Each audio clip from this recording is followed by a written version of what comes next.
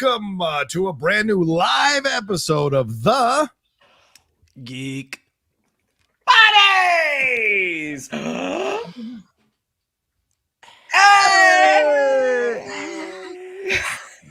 For the good of my voice, I'm not doing the A. He's Victoria Corningstone there in the pit with the Bears.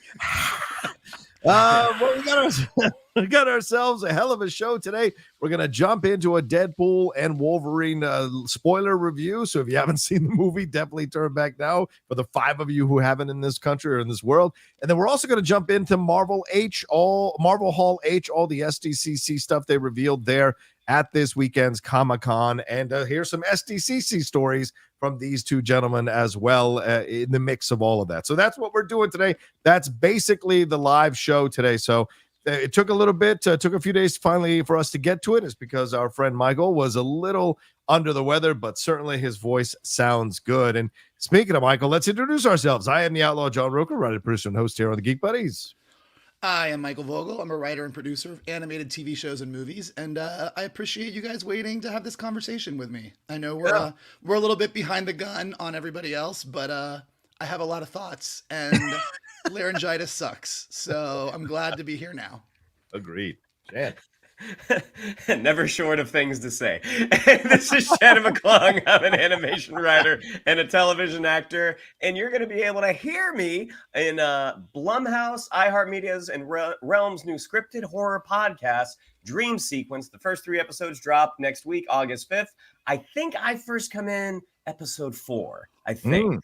Okay. I think. Okay. So you'll hear me in 2 weeks. I love it. Yeah, definitely subscribe to that. August 5th is when it all starts popping down, and maybe we'll do some cross promotional work with them. We will see if we can get that done here between us and Realm, who've been such a great partner for us here on the Geek Buddies. A lot of great new stuff going on. Yeah, for those of you who listen to the podcast, hey, if you hear something that interests you from the sponsors of our show in between these breaks, do us a favor and sign up for that stuff. Use our code. That's what inspires people to come back and support us here on the Geek Buddies. Certainly, we just grabbed a brand new Quest Portal. For those of you who are gamers out there, there's a great commercial for Quest Portal there somewhere in this show, in the audio version of this show there on Realm. All right. Let's get into this thing. We're going to start off with this honker here. Deadpool and Wolverine here, currently over $500 million and growing grossing at the box office there since it released over the weekend. I've seen it twice already. I'm sure I'll see it again a couple more times, maybe the 40X, maybe the IMAX version. Certainly the 3 of us saw it together there here in San Diego. I had a great time watching it for the first time. But we're going to break this thing down, talk about everything that happened. I've got points and questions to ask these gentlemen. Michael, overall, your thoughts on Deadpool and Wolverine? What's your feeling here? Well, I've seen it once. I'm seeing it again tomorrow. Okay. Overall thoughts are, it's a fun movie. Like, it's great. Like, it is an absolute blast. If you have been a fan of superhero movies for the past 20 years, it's kind of a love letter. Ryan Reynolds and Hugh Jackman are great. Their chemistry is awesome as far as the best superhero buddy movie I've seen. If we're going to get into, this was Deadpool's big entry into the MCU, if we're going to get into anchor beings, if we're going to get into some of the specifics of the plot, doesn't hold up great. Doesn't hold up too well. Like, if we're real, Deadpool's a movie that I think I even said this to John when we got out of it. Yeah. If I was going to critique this the way that I would critique a lot of other Marvel movies, there's a lot of things that would probably be left wanting, but it almost doesn't matter because Ryan Reynolds is so perfect as Deadpool, and as a Deadpool movie that breaks the fourth wall, where half of what you're talking about is the behind the scenes comic book stuff or behind the scenes relationship in real life. Like, the fourth wall breaking of Deadpool almost makes it impervious to critique in a way, because, I mean, clearly not, because a lot of people don't like it, but it just, the fun of the movie sort of outweighs the logic of what's really going on here. Like Kevin Feige said, this movie is going to sort of pave the way for mutants, and this movie's going to explain this, and this movie's going to bring Deadpool in the MCU. And I don't think it actually does any of those things, but holy hell did I have a blast. Yeah, I think that's the prevailing feeling from most people who like the movies. They had a fun time with it. Shannon, your thoughts overall on Deadpool and Wolverine? How many times have you seen this thing? I have seen it twice. So I saw it Friday morning in San Diego with you all, which we were in a small theater. It's one of Yes, those. we were. Yeah. You can order pancakes because we were watching it at 10 a.m. Pancakes and coffee and scrambled eggs to the seats. And even in that small theater, the energy was just palpable. Kalinowski and I saw it again Sunday night after we got back from Comic-Con, which I was really iffy. I'm like, I don't know what's going to happen. But his lady wanted to see it. My lady wanted to see it. We went and had a terrific time in a sold out Dolby theater at AMC. And all the jokes mostly that worked in our small theater full of geeks worked in this sold out theater full of Joe Rando moviegoer. I do agree that if you want to find issues, you can find issues with the movie. Like don't hold it under a microscope because there are things that don't narratively kind of work. And yes, like going forward, is this how mutants get there? Like, not so much. But again, I think as Vogel already said, just to the nature of Deadpool's character, these things aren't issues. Like it's only an issue if it's an issue for your enjoyment of the film. And none of the things that we are going to talk about detracted from my enjoyment of the film, just because it was so much fun watching Ryan Reynolds and Hugh Jackman together, seeing the cameos. And also, like, it's been a minute since Hugh Jackman's been on our screens, and you forget Hugh Jackman is a really good actor in a film that is loaded with laughs. He provides some of the most heartfelt moments I think we've seen in an MCU film. Yeah, I have to say, Okay. They were good. They were good. Man's allowed from an actor's point of view, I can say that these are two of the most heartfelt moments we've seen in the MCU. Okay. Oh boy. I've seen it twice now. I really enjoy the film. Yes, can you pick it apart? Some of the story beats or story decisions? Yes. Do I feel like Cassandra Nova is not enough in the movie? Yes. Do I think that it's a pretty simple plot? Hey, my universe is about to be destroyed. I'm going to sucker you, Mr. Paradox, get your thing, jump into multiple universes, get me a Wolverine to be an anchor being, and then fight back at the end to get everything squared away. Yes, very simple plot, but... That's simple? I mean, it's kind of simple. If I could do it in one sentence, it's simple, I feel like. But the complexity of the things that we go through, that's what makes the film, I think, stand out for me, that I thoroughly enjoyed. The chemistry here, as you guys said, when Ryan and Hugh is just off the charts.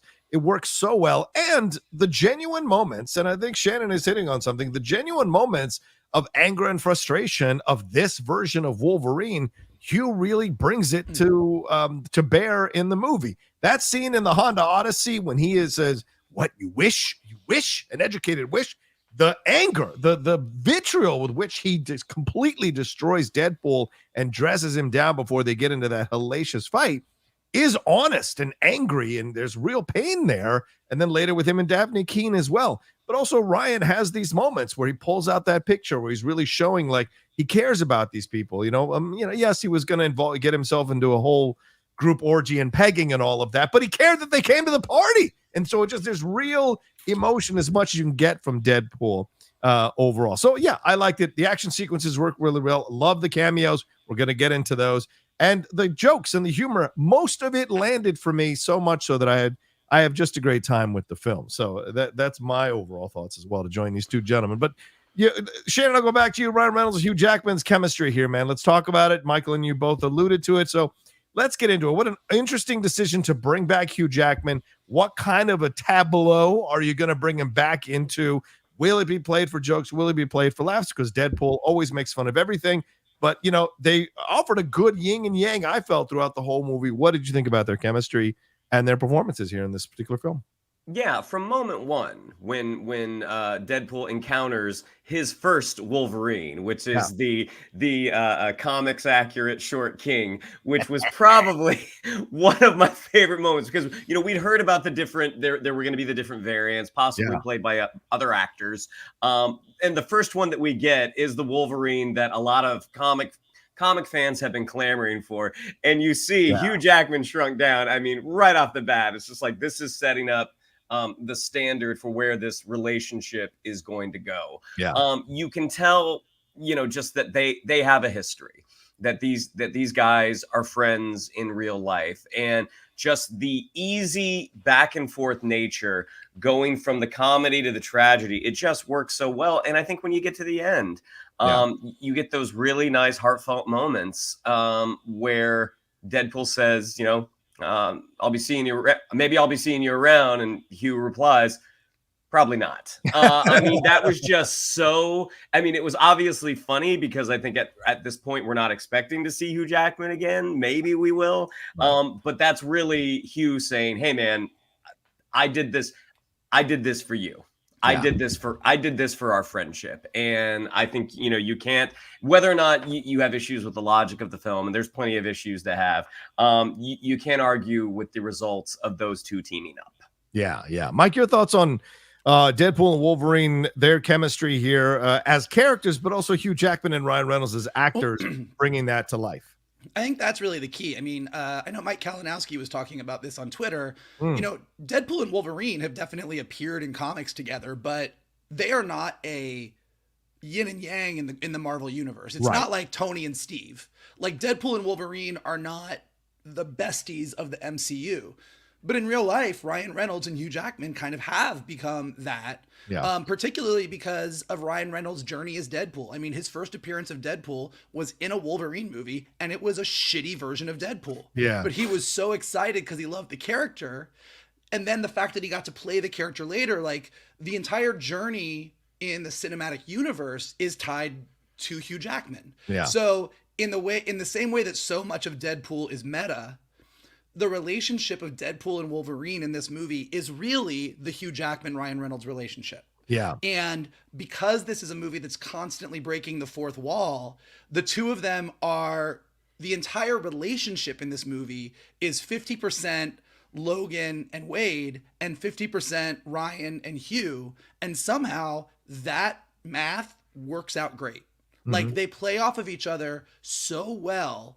And it's really, really delightful. And I think the story that they chose, Deadpool knowing he's not really a hero, but wanting to save his family, Wolverine not being able to have saved his family and not thinking he's a hero. Like, the two of them work in opposition to each other, and then at the end come together, and it's satisfying. And to your guys' points, like, those moments where they do allow it, those few and far between moments where they allow it to get serious, they make the most of those moments, so you really care. So even though the end of this movie is Wade checking out Logan's ripped body to the tune of Like a Prayer as they are holding hands, you're like, this is ridiculous. Also, BFFs. I love it. Like, it just kind of works. And so that's the thing. I think the two of them together playing off of each other is the thing that really saves this movie from being Deadpool 2 to me. Because Deadpool 2, I think, has a lot of really, really funny moments, but the heart in Deadpool 2 never quite feels authentic. Deadpool 1, I think, is the best. Like, I think it works great. Deadpool 2, the heart's not fully there. And Hugh and Ryan in this movie together, for me, it really just landed. And I think it's despite all the amazing Easter eggs and cameos and really funny MCU and Fox universe stuff, their relationship is the best part of this movie. Yeah, as I was thinking back on all three of the films, it becomes clear to me that Ryan is better as Deadpool when he's playing off somebody than he is solo. And that's kind of the hidden gift of these movies. When he is going back and forth with Colossus, it's fantastic. Him with Morena Baccarin is great. And in the second movie, him with Josh Brolin is fun. Him with the young kid is fun. And then in the third movie here with him and Jackman, it's great chemistry. And he's able to do the things he can do. The humor he likes to play is best off fucking with people. So when he can do that and mess with them a little bit, you really see the Wolverine, the Deadpool character come to light and shine. And seeing them together in this, he provided the perfect yin to the yang here for Deadpool, did Hugh Jackman and Wolverine, because he's much more serious about stuff. Yet their journeys are the same. They're coming from two different places, but their journeys are the same, which is they want to do one heroic thing again to redeem themselves and to save the world. And at the end, when they come together the way they do with holding hands in the bro predator kind of hand hold they do, they're holding you side, and what they go through, it all works. And him coming around the corner, half naked with just the mask on is fantastic compared to what Deadpool is doing. But yes, the jokes all work between them, the back and forth. And when they get serious, you believe it, you buy it, because neither one of them sacrifices who they are for the other. And that's what makes it work overall. They do compromise at times, but they never sacrifice who they are for the other. And I think that's fantastic when you see it all go down. So yeah, to me, I was really impressed and surprised at how much that chemistry worked throughout the whole movie. Michael, you mentioned the story. Let's get into the story here, as I alluded to as well here, with the Wolverine that gets found after all the different Wolverines, which we're going to talk about for sure, is a Wolverine who's clearly, in essence, killed a lot of people because of killed a lot of humans because of the mutant hunters killing the X-Men. He feels guilt, pain, all this sadness, and he feels like he let his world down. And as Mr. Paradox says, you picked the worst Wolverine to bring back here. And then Deadpool on the other side, he is a guy who is essentially being told by his girlfriend, like, you've got to do more. We have that great opening with him and Happy Hogan where he tries to be part of the Avengers. Doesn't work out. We know in the previous films he wasn't allowed to be part of the X-Men. So he's a guy who's kind of lost here selling cars with the great Rob Delaney's Peter there, which is awesome, but he's got to find purpose, right? And gets sucked out by Paradox, gets essentially told his universe is going to get killed, and you can come jump into this universe, 616 universe, if you like. But no, he wants to save his universe, and then he finds that Wolverine, and that's what this whole story is, as they battle Cassandra Nova and Paradox to stop this Time Ripper from being misused and all the universes being killed. So what did you think of the story? What did you feel about it? Well, this is the part where you kind of go, okay. Right off the bat, we kind of open up with Deadpool in the 616 universe talking to Happy Hogan. Yep. I had a lot of people asking me about this. I'm making the assumption that in the post-credit sequence of Deadpool 2, when he was hopping around universes, he found the MCU and said, this seems cool, I want to do it. Yeah.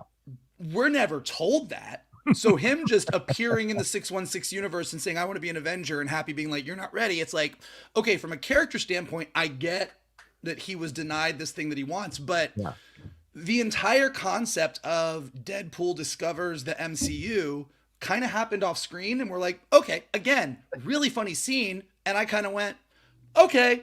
Then the TVA shows up and they go, hey, Wade, we're pulling you out of your universe because somebody upstairs says you're going to be important in the future, AKA Kevin wants you in Secret Wars.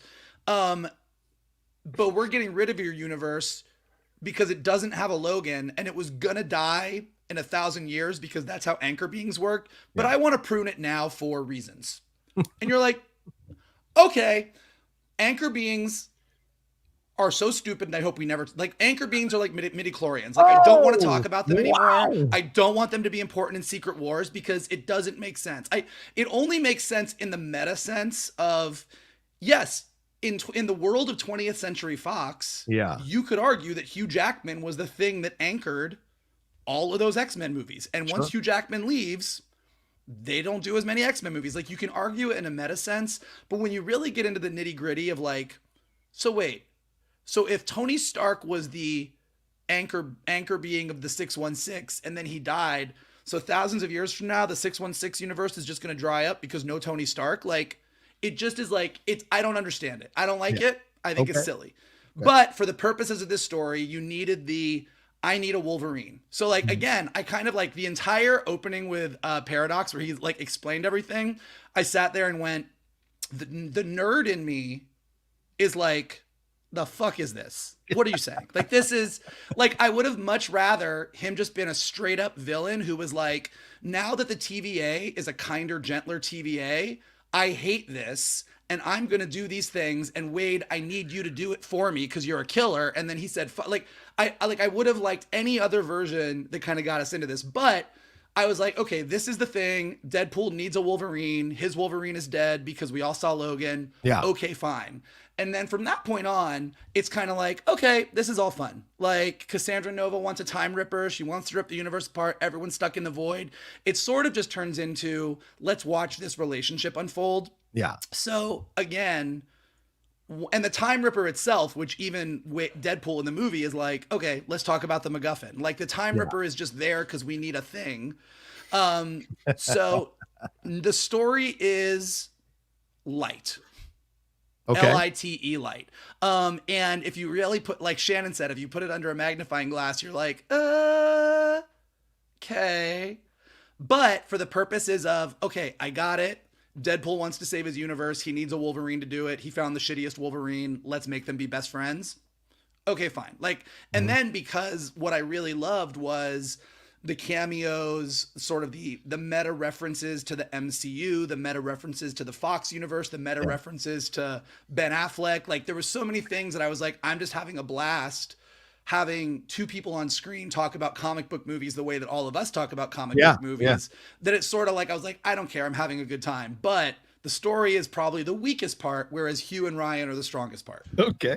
Shannon, your thoughts on the story overall here, Mr. Paradox. Do we believe him in anything he said? Because, I mean, he's the one that says anchor being. So is this their out? Do you think they could say, well, he was lying the whole time? There's no such thing as anchor beings and all this kind of stuff. What do you think of the story overall, and what worked for you, what didn't?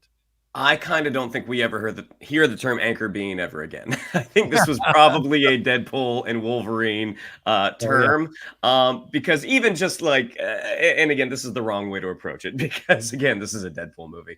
The whole idea of an anchor being just doesn't make any sense, because the world existed before that anchor being was born, and people die all the time. So it's like, okay, so once this person is born and when they die, that's it, because people don't live forever. Even Logan. So the story, it kind of was what it was. And Ryan Reynolds did a really great job. And I think they could have gone even further of basically saying, like, that is a shit ton of exposition to drop, because he's right. I mean, it's just all this, like, we're setting up our roadmap here. This is what you need to know. This is what we're going to do. I think Ryan Reynolds probably could have gone, or the dialogue for Deadpool could have gone further, saying, more than likely, most of this isn't going to matter going forward. We just want to tell a really fun story. But the story, I mean, Emma Corrin is a wonderful performer. And the performance of Cassandra Nova was great. I really enjoyed Cassandra Nova on screen. I mean, the turns that happen, do they totally make sense? That's like, no, we're going to save you because, you know, that's what your brother would do. But now she's going to go in and destroy this world. It was kind of like, okay, whatever. I mean, generally, this is not. I'm with Vogel that any sort of geeky property, and it doesn't even have to be a geeky property. It just has to be a movie where there is a certain level of expectations. You do expect a certain degree of logic, and with this, that kind of gets pushed to the side sacrificing that for a really good time, which is what we got. Now, my guess going forward is, like, on rewatches, will Deadpool and Wolverine be as good as the first time? Probably not, because you've heard the jokes. The action, while fun, are there actually any stakes there when you have two characters with a healing factor? Not really. If they were to actually kill someone that we cared about in this, it would have been like, that was kind of a waste, despite Johnny Storm's de-skinning. Yes. What happened? No, I'm saying that was a horrific thing to witness. Yes. Oh, horrific thing to witness, and not a person shed a tear for Johnny Storm in that moment. But the story. The story is the plate that the meal of the chemistry and the cameos and the jokes is served on. Yeah. I think this story, certainly you can poke holes in it. There are some shortcomings in the story overall. I'm not like these two gentlemen. I don't need to have everything served up to me, but I went with it, and I liked how it was, which I understand. Says the guy that wants every supporting character to have their own episode in a show. Okay, it happened, and that episode, it's a little fleshing out, and we got that here, which I liked. So, but no, I agree with these guys. Yeah, the story is not the strongest, especially on rewatch. You can really be like, wait, what? Wait, why?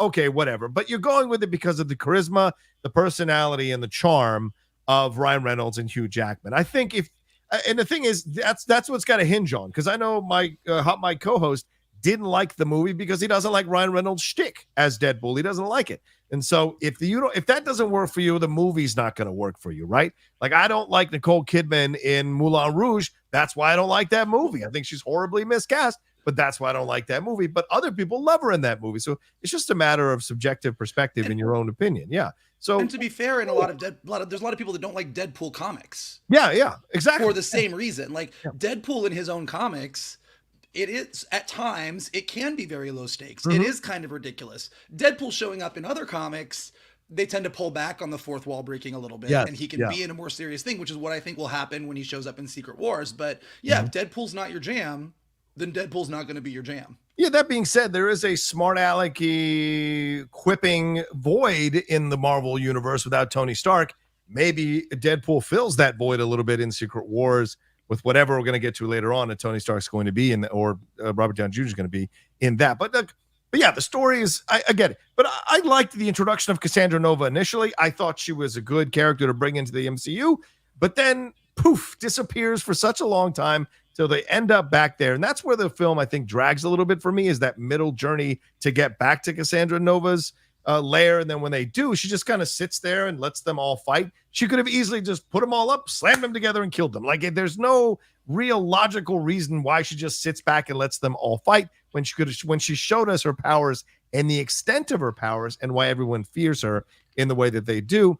But yeah, Shannon, it's odd that she goes, you know what, I'm just going to help you guys because you saved my life. But, you know, maybe I've got an ulterior plan to use this paradox situation with Toad, with whatever his name is, the fire guy, Pyro, and get back into the situation and what have you. But the time, we don't really know why she's driven to destroy all the universes and the time. It's not just anger or what, like there has to be more. And I didn't like the exposition thing. Oh, well, no, I did know, Charles. I tried to strangle him in the womb with my umbilical cord. And you're like, comic book nerds, I gotcha. You know, those little things like that I felt could have been a little more organically portrayed. But again, what we said, it is the chemistry of them taking us through all this whole journey, this hero's journey or redemption story that works by the end for sure. We mentioned Cassandra Nova. Shannon, do you want to add anything more? I had that as a highlight to talk about. Emma Corrin's performance. They did a just incredible job with the limited screen time they got. Your thoughts, anything you want to add? And then Michael after that, please. I mean, some of the effects work that they used with the hands coming through the eyeballs, through the nose. I mean, watching it with Deadpool under the mask is like, oh, that's really unsettling. Watching it happen to Tom Wamsgard, it was way worse. Yeah. I mean, and granted, this doesn't have anything to do with the performance of Emma Corrin. This is more a design thing. But I thought the design of Cassandra Nova, Emma Corrin's performance as Cassandra Nova, everything was great. It just, when you look at the logic of the story, it's like, it doesn't actually make sense. But again, it's a Deadpool movie. It's not a Captain America movie. Oh yeah, when she's dragging the husk of Paradox down the steps of the subway. Oh my God, I lost my shit, man. I've space issues, and having that hand in there, goodness Christ. Michael, your thoughts on Emma Corrin and their performance here as Cassandra Nova and Cassandra Nova overall in the movie? I mean, it was good. Like, it was fine. Okay. Like, it was serviceable. It's kind of like Emma Corrin fulfilled the role that Cassandra Nova needed to fulfill in this film. Mm-hmm. As someone who's a fan of Cassandra Nova in the comics, I feel like there's a lot more that could have been done? Yes. But again, in a Deadpool movie, it's like everything is really just there for Ryan Reynolds and Hugh Jackman to bounce off of. The stakes are, by definition, relatively low. Yeah. And I don't know that this was the movie to launch the epic version of Cassandra Nova. Yeah. Like, this character existed to sort of be the way that they were going to get out of the void. Yes. And then to be the existential threat that they needed to team up and have their Captain Kirk Spock moment at the end. And so Cassandra Nova fulfilled a role in a way that in early Marvel movies, a lot of the villains fulfilled the role. I mean, before Loki came along, we sort of, Marvel for the first couple phases had that sort of, oh, this movie was great. The villain wasn't great. The villain was fine. And I kind of feel like Cassandra Nova in this movie falls into that category, Yeah. not in the Loki, Thanos, oh wow, this Winter Soldier kind of like, oh, this was great. You know, I think that's where Cassandra Nova falls. Do I want to see down the road in the Mutant Saga a version of Cassandra Nova that is more comics accurate and really just a fucking scary badass? Yeah. I'd be super down if there was a story that led us to that. And I don't think this Cassandra Nova means that we couldn't have that, because everything in the Void is sort of this is somewhere in the multiverse, it doesn't matter. Okay. All right. Fair point. Well, let's get into some of these cameos that are returned here, these Fox characters and other cameos that were a part of this. So, Michael, I go back to you. We had Elektra, we had Blade, we had Gambit. Finally, Channing Tatum getting a chance to play Gambit. X-23, Daphne Keane coming back. Toad was in this, but a different actor playing Toad. Chris Evans as Johnny Storm was in this. Happy Hogan, B-15, and Pyro, as I mentioned earlier. So what did you think of these characters coming back? Which ones stood out to you? What were some of your favorite moments with them? Well, I mean, we talked about this on the show a couple weeks ago. Yeah. I'm really disappointed that they did put Daphne Keane in that final trailer. Yeah. Because I think that of all of of everyone that you just listed, yeah, everyone is this was fun, I enjoyed this. Daphne Keane is the only one that's like essential to the emotional story of the movie. Yeah. Like Daphne Keane showing up and having a conversation with a Logan that's not her Logan about what it means to be Logan and what it means to be a hero. Yeah. And that's one of those things that makes him sort of move towards, okay, I'm going to move past my trauma, was a beautiful moment. And of all of the cameos, when she walked in, you were like, okay, yeah, I know she's in the movie. I would have lost my shit had I not known that she was one of the cameos, and it would have meant the most. Yeah. So I was disappointed that I knew that, because I think that's the one that's like story essential. Everyone else is just fucking fun. Yeah. And I think as far as the fun goes, it was great. The Deadpool Happy Hogan scene just had a lot of really funny, how did you go from bodyguard to what you think you are? I thought you were the chauffeur. Like, it was hilarious. Chris Evans showing up and everyone thinking it's Cap, and then him flaming on, I think was one of like the most surprising fun moments. And then the Channing Tatum thing was just dumb, and his accent was so awful. And the fact that they were just like, your accent is awful. Like when Deadpool was like, who's your dialogue coach? And that was, everything about him was hilarious. Elektra, the Ben Affleck joke that they made with her was great. And with Wesley Snipes, the whole like, you never liked me, kind of referencing the two of them in Blade 3. Like everything was fun.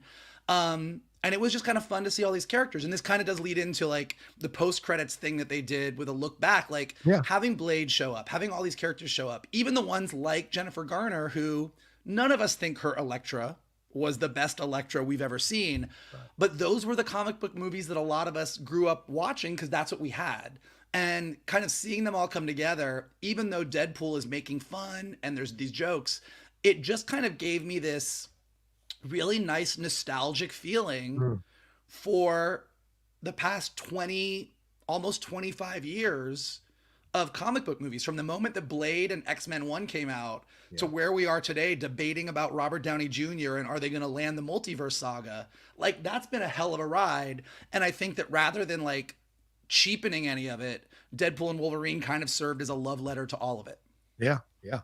Shannon, your thoughts on all the cameos here that I'm talking about, and we'll get to, the returning characters. We'll get to the cameos here next. Your thoughts on the returning characters, as I said here. Just a reminder: Elektra, Blade, Gambit, X-23, Toad, Chris Evans is Johnny Storm, Happy Hogan, B-15, and Pyro. So all of them were just a lot of fun. I mean, I think starting off with Jon Favreau, who has become sort of the sleeper player of the MCU, really? Popping up in all of these different movies. And Jon Favreau and Ryan Reynolds together, they're really funny. I mean, that was just a very, very enjoyable scene, and the right type of scene to kind of kick your story off. Going to the heroes, the only one that you needed was X-23. because of that emotional component. And I Right. 100% agree with Vogel. And I think we talked about it when that trailer came out. It's like, my goodness, why would you do this?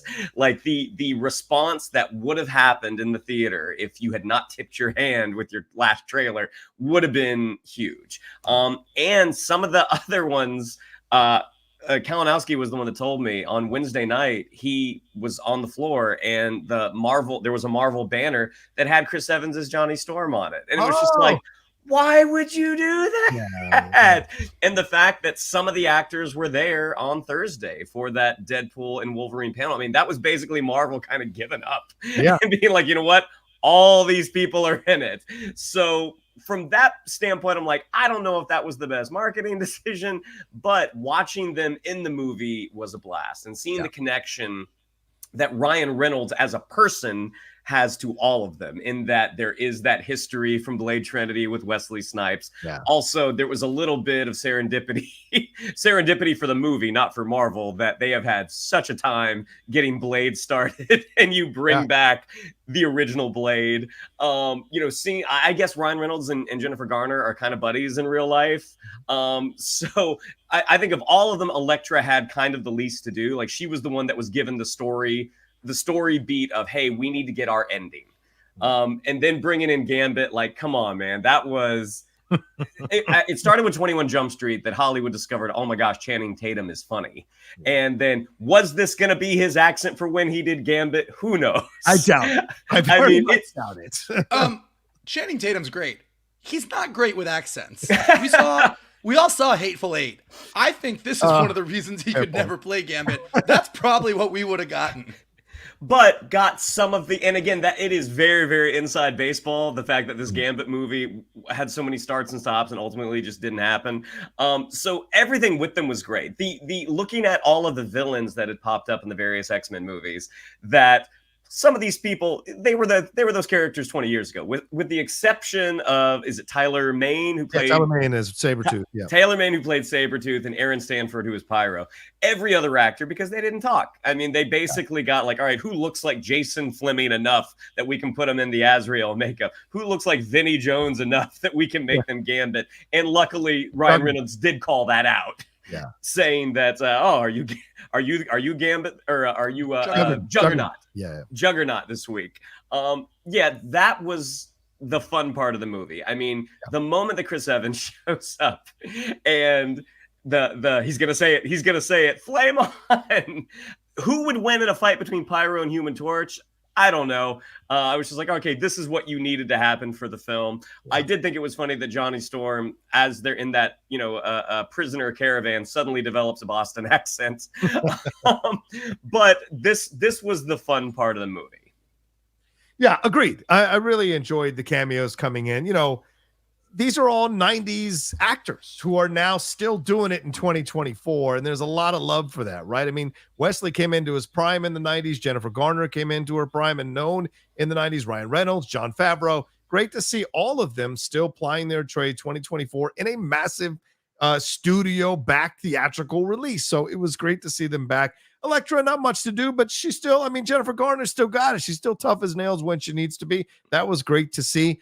Look, Blade is my favorite.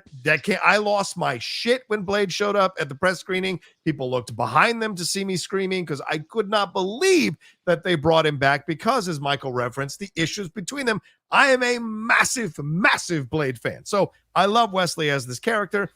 I did not like Blade Trinity. It wasn't just let's get all the nerdy comedians to be part of this badass film, which really didn't work. It was also Dominic Purcell, or whatever the actor's name is, who plays the original Dracula. Was fucking ridiculous. It was all terrible. But we knew the drama between him and Ryan. That was something that was burgeoning for years. So to have it come back, and as Michael referenced, have that back and forth where he's like, I don't like you. You never did. That was so perfect. And they're back and forth like, retarded. I'm not trying to get canceled again. Like these kinds of things. And then him getting that moment, which I think Ryan gives to Wesley out of love, to go up with that bazooka or whatever that thing is and say there's only one Blade, there's only ever going to be one Blade. And as Ryan looks to the camera as Deadpool, which is brilliant because you can read it any way you want to read it in a mask. Is he saying Yeah, that's right. There's only one blade. Or is he saying, oh, you don't know of Mahershala Ali, do you? So these things that are there that are perfect to work overall. And yes, Gambit, a lot of fun with the Gambit stuff. I mean, yeah, Channing understanding it. Look, I'm never going to get a chance to play him. So let's have some fun playing him in this particular film. But what I think they did, even with all the jokes and everything, they all had a chance to shine in that fight, which I thought was great. We've seen what Marvel does with cameos sometimes, and they fuck it up like Multiverse of Madness. This was better. They all got to fight. They all got to show what they could do with their skills. They all got to stand out. They all had moments, which I really appreciated. Yes, I agree with you both. The Daphne Keane thing now in retrospect, just a horrible decision to reveal that before the movie, because that would have been an awesome, touching moment to see her coming out and having these conversations with Hugh. So unfortunately, we missed out on that. Pyro was fine. It's kind of a boring performance, but Pyro was fine. Sabretooth was great. Mad that it was taken out so quickly.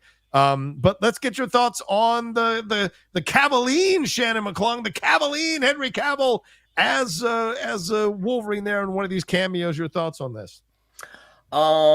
You know, it had been bandied about the internet that Henry Cavill was going to be the new Wolverine, and I'm very happy that this is the version we got because Cavill is an incredible picture. The man has genetics and a workout regime like no other. I don't think going forward he is the right guy to play Logan, but the moment that he did turn around and the jokes that Ryan Reynolds was able to make as in reference to his physique, but also his history with DC, I was like, this is a great moment, and I hope we never see him with the mutton chops and the claws again. Your thoughts, Mike, on the Cavaline? He was lovely for the few minutes we got, and that was all I needed. Fair point. All right, the Short King stuff. Let's do it. Short King, Weapon Omega, Patch, Old Man Logan. The version of Logan strapped up there from Mark Silvestri's cover art from X-Men, Uncanny X-Men number 251 from 1989. We have the references to Hulk versus Wolverine, which is from Incredible Hulk number 180 and number 181. Gentlemen, your thoughts on these? I guess, Mike, back to you. Your thoughts on these? This journey through the Wolverines. This was great. This was the way that you should do comic book Easter eggs. Like, these were all really wonderful references that if you are a hardcore comic book nerd, you saw a Wolverine that you loved in the comics and it looked comics accurate and you got your moment and you were like, holy shit. But if you were just an average moviegoer who had never picked up a comic book, you get what Deadpool's doing. He sees a bunch of different Wolverines and none of them are his Wolverines. So it was actually the exact right balance of Easter egg versus audience accessibility. I thought, like, all of the, like, it was at moments super funny, but at moments looked super cool, and at moments you were like, I don't know what the fuck is going on, but this is wild. But then Deadpool like bouncing from one to the other, it was just a good time. It was like, it was a super tight, like, 45 seconds of epic comic Easter eggs that worked really, really well. Shannon, your thoughts on these, on our journey through the Wolverines that happens in this movie? I mean, I was leaning over to my wife explaining, which I didn't need to, because the visuals are so dynamic and Ryan Reynolds' commentary throughout the whole thing is so funny that I didn't need to explain it, but I was kind of like, hey, so this is from the past 50 years of comics. I mean, the moment that Jackman comes out in the brown and yellow, I was like, isn't that? And then when the claws come out and you see the reflection of the Hulk, great way to get the Hulk in there. Again, this part was just, this was exactly what needed to be done. I mean, again, we can quibble about the story all day, but in terms of the pace of the film, this is what needed to be done, because it was just a roller coaster ride. I got to go back to you, Shannon, for the Deadpools. We had the Deadpool Corps show up near the end here. Lady Deadpool, which, of course, I don't know. I think physically played by Blake Lively, maybe on the walk. I don't know if maybe the fight sequences was someone else. But we also had Dogpool, Mary Poppins there, Head Pool, Kid Pool, Cowboy Pool, the Welsh Pool, so many pools, Samurai Pool. There was a lot of pools involved in this one. What did you think of them being introduced here? Was this a bit gratuitous? Was it maybe pushing the boundaries a little bit by having all these Deadpools come in for an unnecessary, in my opinion, fight sequence? It was 100% gratuitous. and for my money, maybe lasted about 30 seconds too long. Okay. Especially at that point in the runtime, because it's Yeah. just like, oh man, I had a big Coke with my pancakes. I'm really needing to pee right now. But the fact that Paul Mullins, who plays for Wrexham, was Wrexham Pool, Yeah, Wrecking Pool. with, Yeah. with the jersey on. Again, I think the concept is so much fun. And as you know, Logan pulls the mask on and you see them going through this fight. When they get into the bus, and whatever background player played the Deadpool who was driving the bus, give that individual a shot at some comedy, just because That was great. I mean, that was all. It was so dumb and so ridiculous, but also so much fun. Yeah. Agreed. Michael, your thoughts on all the the Deadpools? Was it too much? Was it gratuitous? I mean, yeah, it's too much. Yeah, it's gratuitous, but that's what a Deadpool movie is. Yeah. Like, it was great. Fair point. Like, yes, we watched them epically kill a ton of people who all immediately regenerate and then are like, oh, cool, Peter Pool's here. Y'all go do what you want. Like, it's a no stakes, doesn't matter to the plot, but we got to see Wolverine and Deadpool just fucking go to town. Yeah. It was great. And to Madonna. Like, it was a win across the board. Like, it was a great, fun sequence. And I was there for it. Like, I thought it was a blast. I really, really wanted him to make some Spider-Verse joke. Like, I really wanted him to be like, hey, if Sony can do it with Spider-Man, fuck it. We got art. Like there was it was so into the Spider-Verse when all the Deadpool showed up. I was craving like a joke about it. But other than that, I thought it was an absolute blast.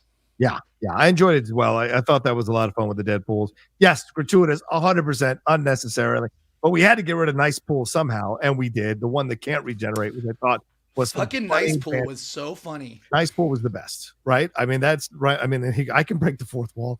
The proposal. I mean, I thought that was just so fun to have that balance there between them. But yes, I mean, you need the Deadpool core moment so that Logan can put on his mask, which I thought was an awesome moment. And they made it work, and then have that badass sequence bursting through the back glass there of the bus, which is something out of a panel, for God's sakes. It was incredible. So yeah, gratuitous, but I thought the fight sequences were fun. And then the whole group of them coming into frame as they're fighting Wolverine, that's something out of a comic book panel. He's fought the Hand like that before. And so that was great to see as well. But yes, totally gratuitous, but also a lot of fun. All right. So there's I don't know if there's much more I've got on my topic. So gentlemen, is there anything more you want to say? We're at 47 minutes in this review. So anything more you want to say that we missed or that you want to make sure we highlight here as we wrap up our spoiler review on Deadpool and Wolverine? Mike, I go to you first. Well, they better pay off that Deadpool making Thor cry. Like Yeah. of everything in this movie that I'm just like, this was just here for the movie, and this little movie exists as its own little thing. Deadpool's gonna be in Secret Wars, and they better have that moment where Deadpool does something and then Thor is crying over. Like, I need that moment to happen just to be like, okay, cool. There's the little connection. Yeah, it's great. This movie is great. I mean, I mentioned it before, but I think the entire movie happened. We had a blast. Yeah. I knew that there was going to be a post-credit sequence. We're sitting there, and then the credits start, and that fucking video montage comes up of all the behind-the-scenes footage from all of the Fox movies, from all of the X-Men movies, the Wolverine movies, Fantastic Four, just all of them. And it was like, as much as we sometimes shit on those movies and go, wow, they didn't get it right, the MCU did it so much better, these movies were what they were, like, it was so beautiful to watch these people filming these movies that were like a decade of our lives before Marvel came along with Iron Man. And I don't know, it just made me feel like it's amazing that the movie sort of makes fun of everything. Yeah. Makes meta jokes about the industry, about comic book movies, about all the shit behind the scenes. And yet you still get to the end and you go, I love those movies. Maybe I want to go back and watch the shitty Fantastic Four. Like, I feel so, like, the fact that they managed to leave you with such a love letter, I think that's where the magic of Ryan Reynolds is. He does that thing where he's like, I'm going to make fun of everything, but somehow I still give off the vibe that I'm a really sweet guy. And Yeah. like, that's the vibe of Deadpool. And that genuinely care. Yeah, agreed. Yeah. Man, agreed. Shannon, final comments or anything we missed that you want to make sure we highlight here before we wrap up our spoiler review for Fox for Deadpool and Wolverine? I mean, the moment Green Day's "Time of Your Life," Good Riddance, "Time of Your Life" song comes on, you know they're aiming to get you to cry. Yeah. And I don't know if I didn't quite get there, but I really, really enjoyed it. Look, it's a fun movie. I mean, this is what a summer movie is supposed to be. I mean, it is a roller coaster ride, and it's great to see in a packed theater full of people, because even if you don't get all the inside jokes, a lot of that humor I think goes past fandom, and people will enjoy it. So if you haven't seen it yet, one, why'd you listen to the review? But also, if you haven't seen it yet, go see it fast. And you have seen it, go see it again with a crowd full of people and do what I do, which is just watch people for most of the movie to see if they laugh where you laughed. Yeah, going to see it a second time and listening for the reactions of my two buddies on opposite sides of me, I thought was hilarious. The gasps, the what, the these moments, these were great to witness from the opposite sides of both. So it was a lot of fun. I can't wait to see it again. I'm definitely going to see it in the best possible way, hopefully with the IMAX or 40X that I can see it in to really enjoy it one more time. Because I think the jokes are going to hold up. I think this is going to be a rewatchable movie. Yes, you can poke holes in the story, but eventually you'll just kind of get past that and enjoy the chemistry with Ryan and Hugh. That's the reason to watch this thing. Their chemistry and whatever. I don't know how many of these concepts are going to transfer over into the MCU. Bringing in the TVA, you know, you kind of have to adhere to some stuff that presented in this movie, I imagine. But yeah, how much of that is really going to transfer over? And shout out to Matthew McFadden. I thought he did a great job with that role of Paradox, even though it may not have been written as strongly as it should have been. His little moments of comedy, like when he's eating and he's like, oh, he's destroying my universe, making you peckish. Like these moments, these little, I'm eating my feelings. These little moments are hilarious. And when he tries to stop them out in the road, I thought that was fun stuff as well before Cassandra fucks with his mind. I thought he did a great job for what he was asked to do in the film as well. So just want to make sure we give him a shout out there. Yeah. All right, there we go. That's our spoiler review for Deadpool and Wolverine. Thank you all so much for joining us. Appreciating all the Streamlabs Superchats. We will get to them. We want to get to the stuff we want to talk about first. So we're going to take a break now and then jump into the Hall H stuff and talk about all of that as well. And we'll be right back right after this. Do,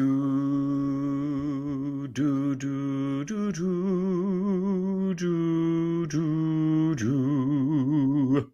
Maybe that's never been more appropriate to do that theme than what we've got to talk about here in Hall H. All right, Hall H Marvel. It happened, ladies and gentlemen. Marvel came back like gangbusters to Hall H at San Diego Comic-Con. Did not preview or talk about anything new they've got coming in the future. They just focused on the stuff that is coming to them in the near future here, including Fantastic Four, Thunderbolts, and Captain America 4. And then they ended it with a massive reveal and then a super massive reveal. We had pretty much known the Russo brothers were going to come back, so that was their massive reveal for people who are not in the know, not in the bubble. But then the super massive reveal, of course, was RDJ coming back here to play Doctor Doom, coming back into the MCU. Crazy announcement. So, Michael, I go to you first. Your thoughts on Hall H, and what about this Robert Downey Jr. reveal? Well, we can dive into specifics after we kind of do overall thoughts. But, Yeah. I mean, look, opening up with an entire choir coming out to sing Like a Prayer as the Deadpool core like dances around Hall H was a great way to get the audience going. Brave New World footage, interesting. Probably a little bit more excited than I was after watching the first trailer. Thunderbolts footage, I think, as I said on Twitter as we were talking about it, I don't think the Thunderbolts footage knocked anybody's socks off, but there was some things that I really liked that they showed that made me go, okay, maybe this is going to be a solid movie. We'll see. Right. The Fantastic Four footage, which I know has been leaked online, but I think the Robert Downey Jr. news has sort of overshadowed it. The Fantastic Four footage is absolutely batshit amazing. Like it's so high, it's so high concept, it's so high style. Shackman came out and said, we haven't started filming, we just have like some concept art and some tests that we showed, and then proceeded to show us a bunch of shit that they had filmed. And it was the entire concept of Fantastic Four seems like it's just a home run. And from everything I'm hearing from people inside at Marvel, Brave New World going through a ton of reshoots. Thunderbolts, some people say okay, some people say the script is amazing. Everybody says Fantastic Four is an absolute home run. They nailed it. It's 100% amazing. Everyone's going to love it. And the vibe and the energy and the Michael Giacchino score, like every piece of the Fantastic Four footage, I was already the most hyped for that. And it made me like exponentially more hyped. Like it was absolutely fantastic. And then, yeah, the Russo brothers, they did a really nice sort of retrospective kind of this video that kind of went from Winter Soldier to Civil War to Infinity War to Endgame to remind us that these guys built the spine of the MCU, and had them come out. And yeah, then the reveal that Kang Dynasty is now going to be Doomsday. Yeah. Got everybody very excited. And then the Robert Downey Jr. news really knocked the roof off of Hall H. Yeah. I know that on Twitter, the response has been mixed. I will tell you, sitting in that room when Robert Downey Jr. took off that mask, it was a cheer unlike any cheer I've seen before. Like people, obviously, you got a captive audience that's excited to be there, but it was a wild reveal, and it's a huge swing. Do you want me to get into my thoughts on this right now, or do you? No, we're going to swing back. I just want to general. Right. I just wanted to say because I got a lot of thoughts on it. We do. I think all of us do. Shannon, go ahead. Your thoughts on or your reactions and responses to Hall H, and do you agree with Michael? Is this the loudest you've ever heard Hall H? You know, Loki reveal was pretty big. Oh, go ahead. Yeah. Well, to start off, getting into Hall H, we were kind of looking for individual seats because we got in later in the day. And just to give a shout out to two of our audience members, I saw an open seat. I asked the gentleman, I'm like, hey, is that seat taken? He says, no, I have a seat. He asked me what this next panel is. I tell him, then he gives me a look and he goes, what's your name? What's your name, Pally? So I turn my badge around and I say Shannon McClung, and he goes, you a geek buddy? And legit accidentally happenstance sat down next to two fans of the Geek Buddies, Aaron and Devin from Oahu. I hope you're listening. We had a delightful conversation throughout the rest of the day. My stomach was growling. They offered me some of their snacks, which was so nice. But getting to tell them, because they'd never been in a Marvel panel, I'm like, this is going to be something else. I'm like, you all are big fans of the MCU, like, oh yeah, we love it. And I'm like, all right, well, get ready. Watching the individual cast members that came out for Captain America, Brave New World, I'm like, oh, that's fun. Tim Blake Nelson, I love Tim Blake Nelson. When they brought out Harrison Ford, again, I'm a big old softie. The older I get, just tears. The smoke around Captain America, Brave New World, you can't ignore it. Yeah. The footage that we saw, I did like it more than we got with the initial trailer. Okay. Thunderbolts coming out. It was, I don't want to say the low point of the panel, but it was the most apprehensive of the panel because the majority of the cast, like the people know, but before you had Anthony Mackie and Harrison Ford. And so there's not really any place to go at that point but down, unless you're going to introduce something huge, which they did at the very end. So the reception to everyone, I mean, it definitely got there with Sebastian Stan and Florence Pugh, and then when David Harbour ran out in his Red Guardian uniform. The footage itself, we don't really know what it is. And the footage is like, yeah, this looks like more of the same. And that's not an insult. It's just, this looks like more of the same.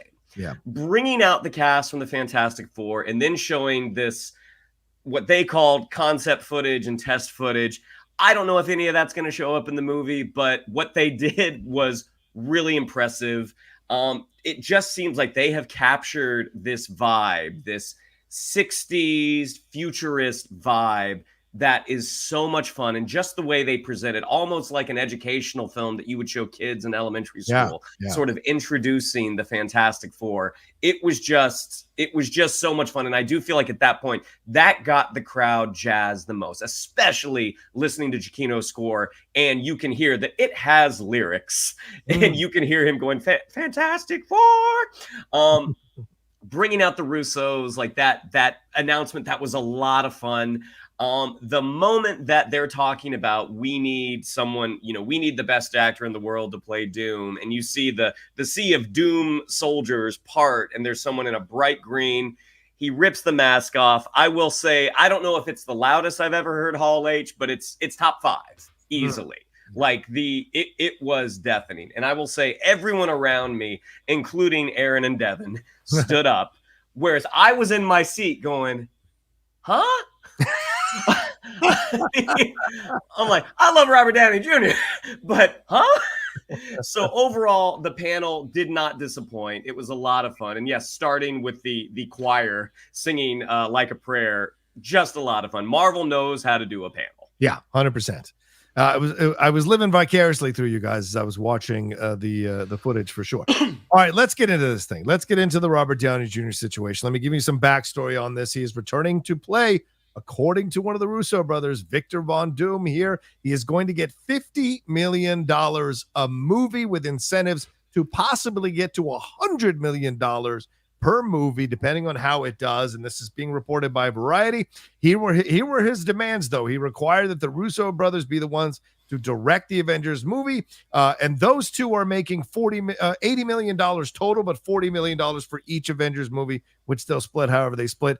And that because he's already made an estimated $500 and $600 million off these MCU movies, which is insane. Downey Jr. also will get special perks like private jet travel, his own dedicated security, probably even better security than Trump got, and a trailer encampment, which is probably exactly what you think it's going to be. It's probably going to dwarf whatever The Rock does with his traveling gym. Jeremy Renner said that he had no idea about this, and he said, this son of a bitch didn't say anything to me. We're good friends. We have an Avenger family chat, but the original 6, but he didn't tell us anything about the situation. So this is going to be really interesting with him coming back. We'll get to the Russos. I think that RDJ thing is the bigger thing to talk about here. Is he going to be a variant of Tony Stark? Is he going to be Victor Von Doom? Is this a red herring where he comes back as a Victor, where he comes in as a Victor Von Doom from the Fantastic Four universe, but the real Victor Von Doom that's going to take over going forward comes in? All kinds of questions involved in this. So, Michael, please, you said you had a lot of thoughts on this. So since you're the one who said that, go ahead, my man. So, this, I like literally as soon as it happened, this was literally the conversation. I got out, I was getting texts from everybody saying, is this real? This is so desperate. What is Marvel doing? What does this mean? Like, and is it desperate? Sure. Marvel knows where they are. We all spend every week talking about it. Like, it's not a secret, and they know they need a big swing. So they took a big swing. So is it desperate to bring the Russos back, to bring RDJ back as Doom? Arguably, yes. This could either be the biggest fail in the world, or it could be the best moment ever. I know they're saying Victor Von Doom. Yes. I don't really know how they treat variants. Like, it's kind of all over the place, and they've been really loosey-goosey with variants in different universes and who does what. And I think they could have really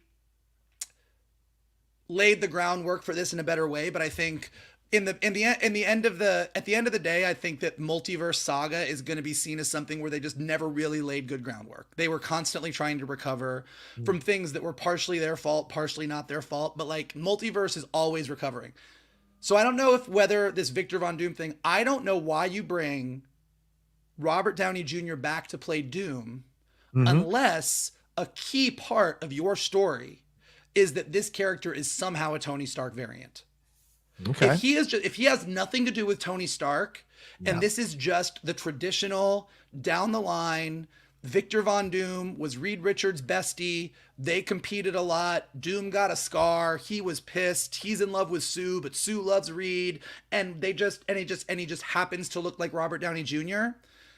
I think that is going to make everybody feel like this was just a nostalgia grab, and it didn't really mean anything. And why on earth did you pay him all this money? The win is when you go back and watch the first 3 phases of the MCU, Tony Stark as a character on multiple occasions almost goes down a road that kind of almost makes him a villain, particularly when you look at Age of Ultron, where he builds Ultron. He has an Iron Legion of robots that are just one step away from Doombots.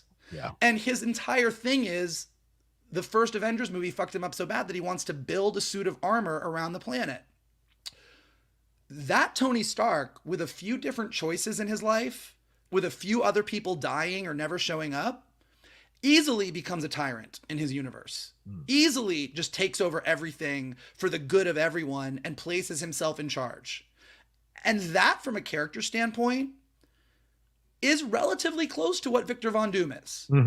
It's close enough that it's interesting. And for people that have just grown up with the MCU and we're dealing with this entire multiverse saga, having a character show up that was kind of the Tony Stark of another universe that went down this road, that's actually an interesting story. Now, do you leave a lot of Victor Von Doom stuff on the table if you do that? Yeah, like, do you sort of lose potentially his tie to the Fantastic Four? Like, is he even the Doom from that universe? Like, I don't know that the Victor Von Doom that we're going to get is the guy that is living in the universe with the Fantastic Four. This might be something different. What the Russos said at the very end of the panel, which I think is really telling, is they said, look, our goal with this is to tell the most exciting, entertaining story we can.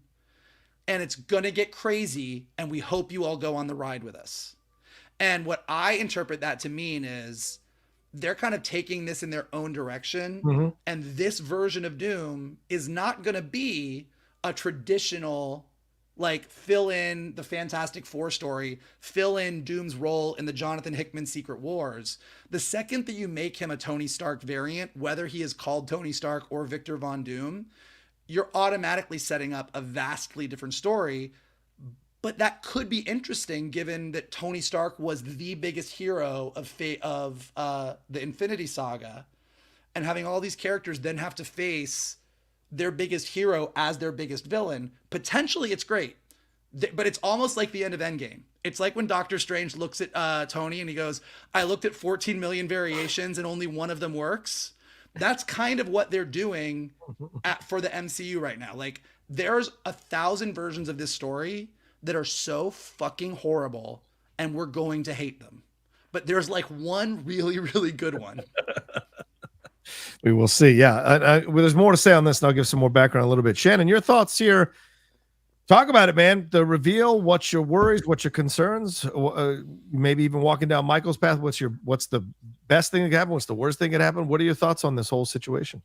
I think on the surface, whether it was Doom, whether it was a variant of Iron Man, there's no way for Marvel to go back to RDJ and have it not look desperate. Like, that's going to be what people say, that this hasn't been working. What was working from the first three phases? Let's start with the first thing that worked, Robert Downey Jr. Looking at him coming back and the Russos coming back, knowing the way they left the universe, they went up on about as high as you could go. I mean, he has one of the best sacrifices in the history of cinema. Agreed. The Russos came out with the highest grossing MCU film. I don't think it's the highest grossing worldwide anymore. But they left on such a high that unless they absolutely nail it, there's no direction for them to go but down. That being said, I mean, we've talked before about how the Russos' career post Endgame, I mean, they ain't hurting. Like, they're doing fine, but they didn't need to come back financially to the MCU. RDJ, with the exception of his Oscar, which that's a big one, has his career post Tony Stark been great? You know, people are saying he might get an Emmy nomination for his work on the HBO series, The Sympathizer. He did get that Oscar. You know, he got the thing that he really wanted. Does he want to go back or not want? He didn't need to go back. He didn't need Marvel anymore. So I think to get them both to agree to this, they have to have something truly intriguing planned. Now, I don't think there's a world in which they don't acknowledge the Tony Stark connection. I don't think that works. That it's just RDJ is playing a different role and he's in a mask. I mean, at some point that mask is going to come off. You know, there's a run in the comics, which someone already mentioned. I think it was Jay Scoots mentioned in the chat, called The Infamous Iron Man, where Doctor Doom, Victor Von Doom, has seen the error of his ways. I won't say in what, just in case there are spoilers.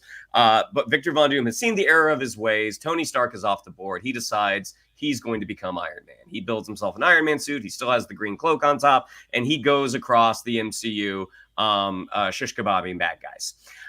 So there is a way that the MCU does their take on this. Yeah. Granted, the Russo brothers did say he's playing Victor Von Doom. Yeah. Like in Infamous Iron Man, Victor Von Doom was Victor Von Doom, but he was also Iron Man. But again, there is a way for them to do sort of a reverse Infamous Iron Man, where in whatever universe this Tony Stark is from, the way he did things didn't work. You know who did make it work? This guy, Victor Von Doom. And he decides to assume that mantle. But again, I feel like what they have planned, I doubt any of us are going to nail it or are going to get it.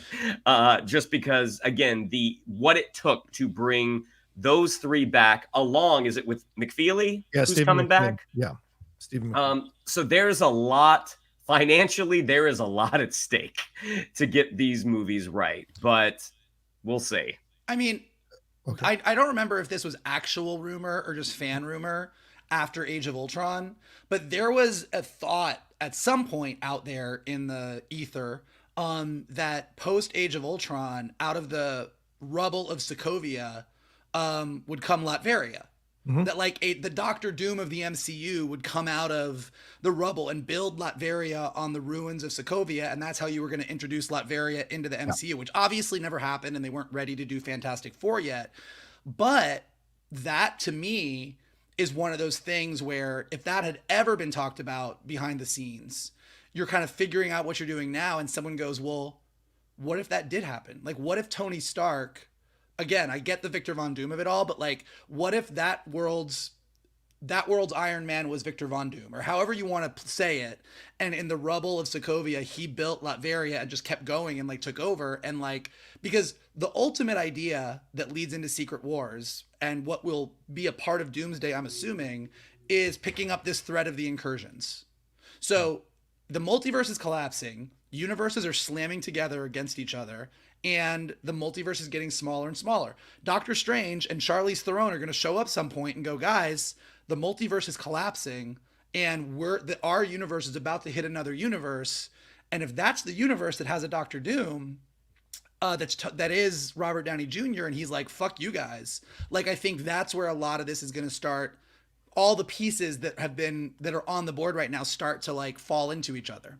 So I don't know. I think there's I get excited about the potential possibilities, but look, I was excited about the potential possibilities of Multiverse of Madness, and that might be one of my biggest disappointments of the multiverse saga. So yeah, I mean, my reaction was immediately, wow. And then, oof, this feels desperate. I was not excited, and I think this is what not being in Hall H, it does a little bit, is like, you're not caught up in the fervor. You're just more like, okay, wait, does this make sense?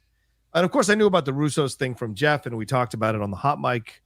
But the RDJ stuff had been rumored. Jeff had told me about this back in May, that he had heard, and he talked about this in the Insider, that he in his newsletter, he had heard about it in May. Off the record, he had told it to me that he had gotten this tip, and I was like, oh, who knows? That seems odd. Why would you do that? And then, of course, and it was a Doctor Doom thing. That's exactly what he had heard. And Marvel denied it to him. But that could have been also because Marvel was still negotiating. Marvel was thinking about it. But Matt Shackman said that he knew months ago that this was going to happen. So there's conflicting stories about how this all came about. I think Devin Faraci said they closed the deal 2 weeks ago or whatever. So there was a lot that was clearly going on in trying to make this all happen. I'm sure as soon as the Jonathan Major stuff, which we'll get to in a little bit, started to happen, Feige was immediately thinking about pivoting and what he was going to do and how he was going to make it work. What's a great way to get everybody back excited again, who's not the more kind of skeptical people in the bubble of fandom? You bring back the people that the casuals know and love, and that's Robert Downey Jr., the Russos, and even one of the writers to a lesser degree of Marcus and McFeely. So, okay, great. You put it all together. You get the pop that you wanted, but the reaction online has not been great. It's been overall negative. Let me finish. You've got a chance to talk twice. And then the money came out about how much they're all getting paid. And that's also been a terrible rollout. And so there's just already some negativity around all this. But of course, it won't fucking matter if the movies are great, if the performances are great, if they come up, as Shannon said, with a really unique and interesting way of telling this story that works, then all the doubters are going to get back on board and they'll be all over it, right? A lot of people, as we saw recently, a lot of skeptical people like me. I don't know. Do you remove Joe Biden? Well, no. Is anyone? Kamala Harris comes in and explodes, and everyone's like, well, okay, I guess they made the right choice.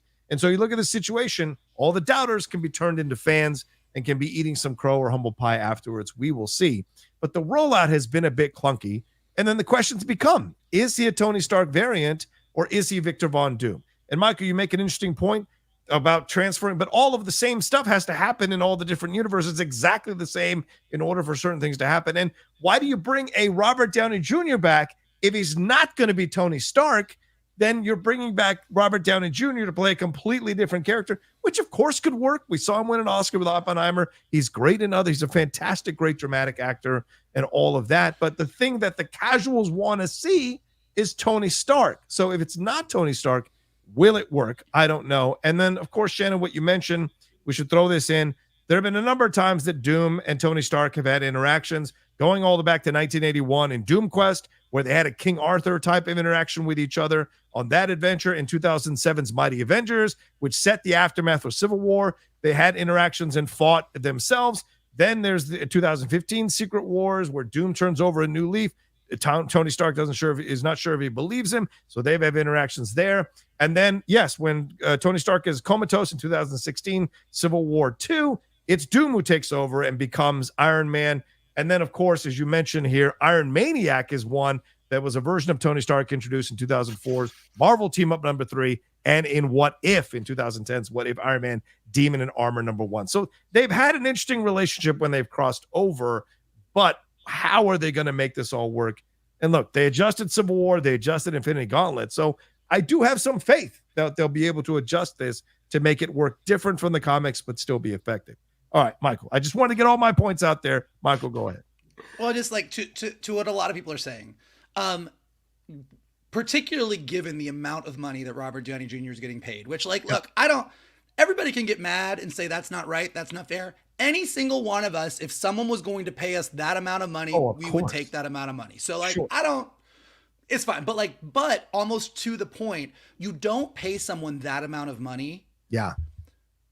Unless you need that person specifically for the story. Yeah, like, you're not paying him that amount of money to do voiceover for a character that's going to be in a mask the whole time. Right. You're not paying him that amount of money. Like, there has to be a reason. And maybe I will eat crow on this in 3 years or 2 years or whatever it is and say, oh, no, I was wrong. They really fucked it up.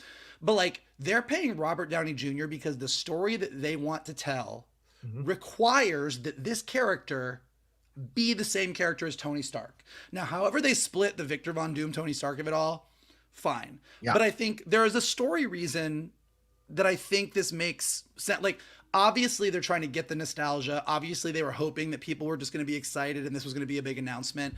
But I don't think you pay Robert Downey Jr. that amount of money for that either. I think one of the biggest things that the multiverse saga is lacking in, that the Infinity Saga had in spades, was emotional character connections. We cared about Cap and Tony. We cared about Tony and Peter. We cared about Peter and Gamora. Like, there's all of these characters that we got to pay off all these things. Yep. And the multiverse saga is a little bit fractured. Having your big bat, like if you had cast Tom Cruise or Denzel Washington or pick the biggest actor you can think of, and that was the Doctor Doom announcement, we'd all go, holy shit, that's big, but it doesn't. Okay, Doctor Doom is Denzel Washington. I'm sure he's going to do a great job. Right. The second that it's Tony Stark, it gives us this connection to the Infinity Saga and the story of, oh my God, how is everybody going to react to that? What does that mean? How does it work? So I'm kind of in a let's wait and see. Like, yes, I don't know how the variant thing is going to work. I don't know how they're doing this. Is it Victor Von Doom? Is it Tony Stark? What does that mean? Yeah. But I think that it is probably essential to their story that it has to be Robert Downey Jr. because he was Tony Stark. And if they can make that work, And all of a sudden, phase 1 to phase 6 feels like this epic Tony Stark, Victor Von Doom saga. Yeah. They might be able to pull a hat trick out. Like I said, there's one way, like the likelihood is slim. Yeah. But there's like, I'm willing. It's such a big swing that I'm willing to say, okay, this could be something. What do you got? Yeah, and I want to make it clear, because there are people who are pushing false narratives for their convenience sake, or maybe their limited ability to process stuff in a case-by-case basis. Just because we are asking for Marvel to go back or recapture the magic of the earlier films does not mean we're like, yes, bring everybody back. Nor does it mean that if you take a bold strike like the Eternals, that fans don't want that kind of stuff. That's not it. It's always about execution, case-by-case basis. And Michael, I think you nailed it there. I think all of us, no matter how skeptical we are, if you have any kind of love for the MCU, you want this to work out. Even if you're skeptical, you want it to be good. You're just protecting yourself from caring too much about it by being skeptical, because you don't want to be disappointed, because Marvel recently has been kind of disappointing. So you want to see what they end up doing with this. Shannon, what is your thought? Do you think it'll be a Tony Stark variant? Do you bring Robert Downey Jr. to do that thing? Or is it going to be a completely different character, Victor Von Doom, completely different interpretation? And would you think that could lead to trouble down the road? Again, I don't think they put that much on the line with an idea that they are not 110% behind, especially considering where they are. Again, when you look back at the beginning of phase 4, how Multiverse of Madness turned out, and again, there are the defenders of that film. I'm not one of them. Sure. But they thought they had something. Yeah. Ant-Man and the Wasp, Quantumania, they thought they had something. So I think they're aware that their barometer has been a little off. So to make such a bold move like this, I mean, it would certainly seem like they're very, very confident. Now, in terms of what I actually think about it, I mean, Robert Downey Jr. is an incredible performer. Yeah. Whether he's a variant, whether he's Victor Von Doom, we're going to get a great performance. What the story is going to be, we'll see. That was kind of my big issue, was there are so many great actors out there. Yeah. That, again, as fans growing up with the comics, we want that Doom Reed connection. And in the Hickman Secret Wars, that is a very vital connection. But the MCU has a history of taking a run and making their own spin on it. I imagine when we all read Civil War way back when, knowing what the MCU was going to do to it at the time, we would have been like, no, that's blasphemy. Like, you can't change it. What we actually got was pretty good. It was very different. It was a more insulated and streamlined version, but what we got absolutely worked for the characters that were available to the Marvel Cinematic Universe. The thing also with this is we are not going to have any inclination, I'm imagining, what this is for more than a year. Until Fantastic Four comes out. Brave New World, Thunderbolts, whatever Disney Plus series come in between now and then, more than likely, we are going to have no indication of if RDJ is a Stark variant or if he's a completely different character. Now, even though it was silly and done for a joke, they have established a person can be two different people. They can look exactly the same, a la Chris Evans with Johnny Storm and Steve Rogers. So there is a world that RDJ is Victor Von Doom. This Victor Von Doom just happens to look exactly like Tony Stark. Yep. So again, and if that, I agree with Michael's face. I agree. And with if that's what they do, then I feel like this was a nostalgia play and a cash grab. Yeah. Like I feel like doing that and going like, here's this brand new character. He just happens to look like that guy that was the biggest hero. Yeah. I think I inherently, that would be the most disappointing. Like I don't disagree that the road they potentially are going down, if you're a big fan of Doctor Doom, could fuck with you. Like, Yeah. I do think that you have to either choose the traditional Doctor Doom route with all the stuff that is Doom, or this new thing that they're presenting. Yeah. And I feel like you can't really do both. So they will, either way they go, they're probably going to disappoint a lot of fans. But again, it's all about the execution.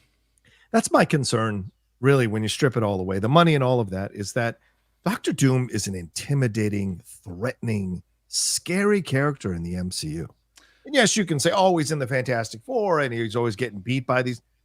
The kids have beaten him before. He's a scary, threatening guy at its pure level in the MCU. That's the intention of Doctor Doom.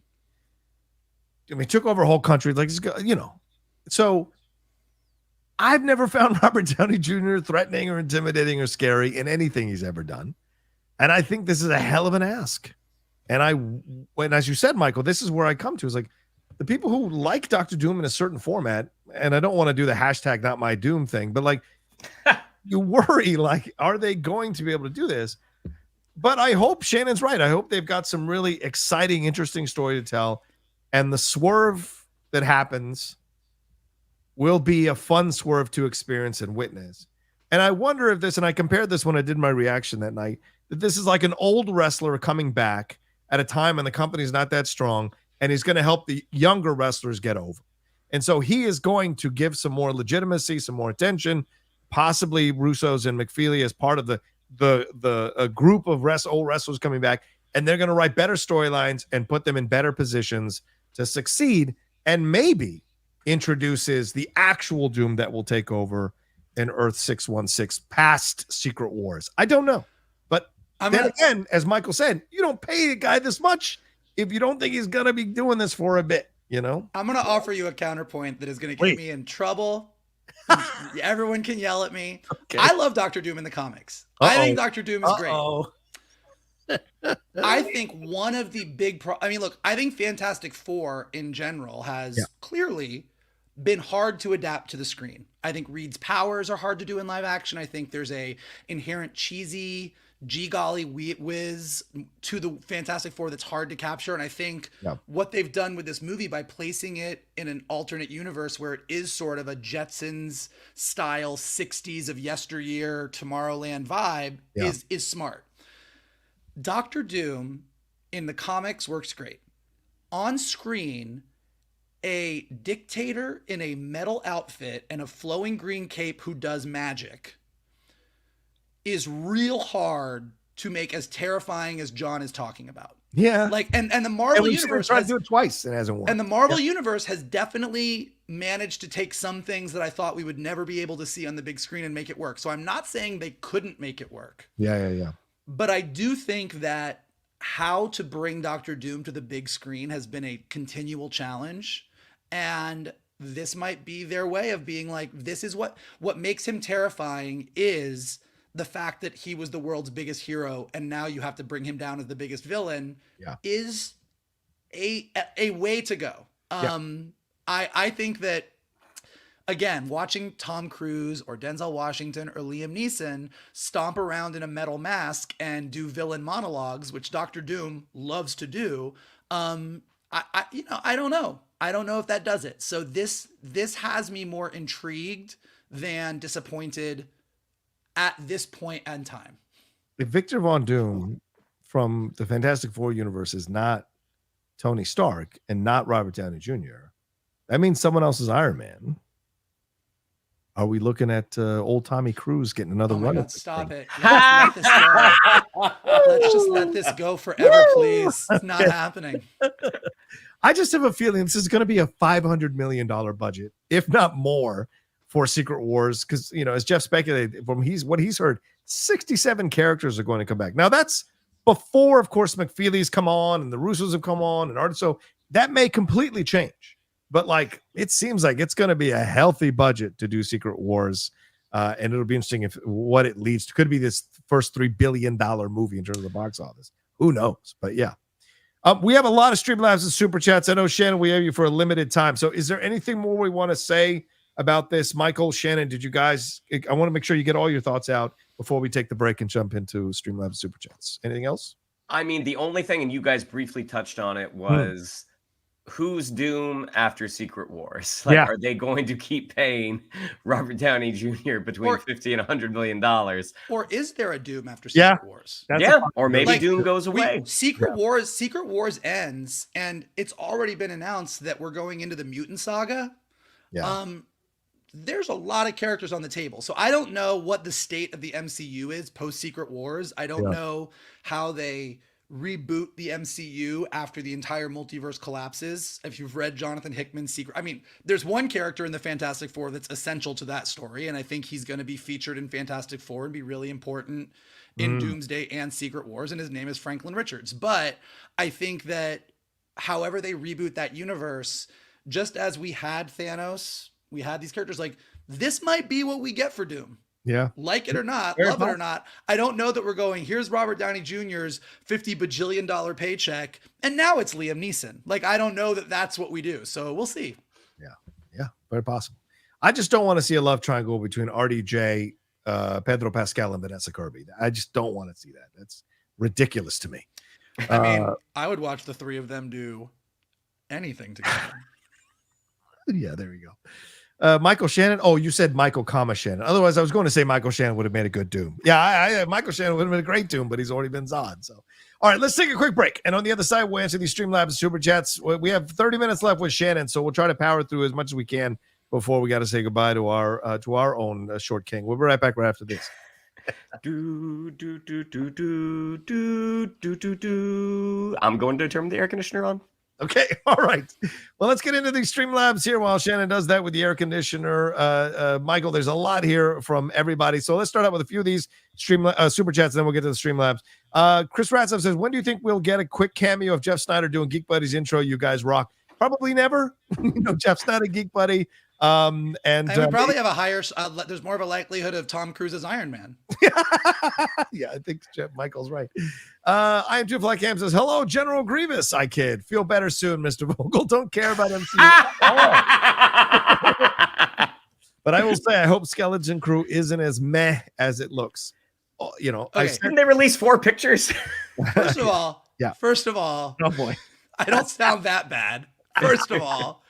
Second of all, I've just been doing a rewatch of Clone Wars, and holy shit, General Grievous is great in Clone Wars. Way better than he is in Revenge of the Sith. Agreed. Third of all, if you don't think that little mini Max Rebo, whatever his name is in Skeleton Crew, isn't the most adorable thing in the world, I'm hyped. I'm hyped for Skeleton Crew. I am ready for an Amblin movie in the Star Wars universe, and based on those photos, it looks like what we're getting. I'm on board. Will I have opinions after it comes out? Probably, but right now I'm excited. I'm just ready for a good Star Wars show because I feel like we haven't got one of those in a minute. Zinger!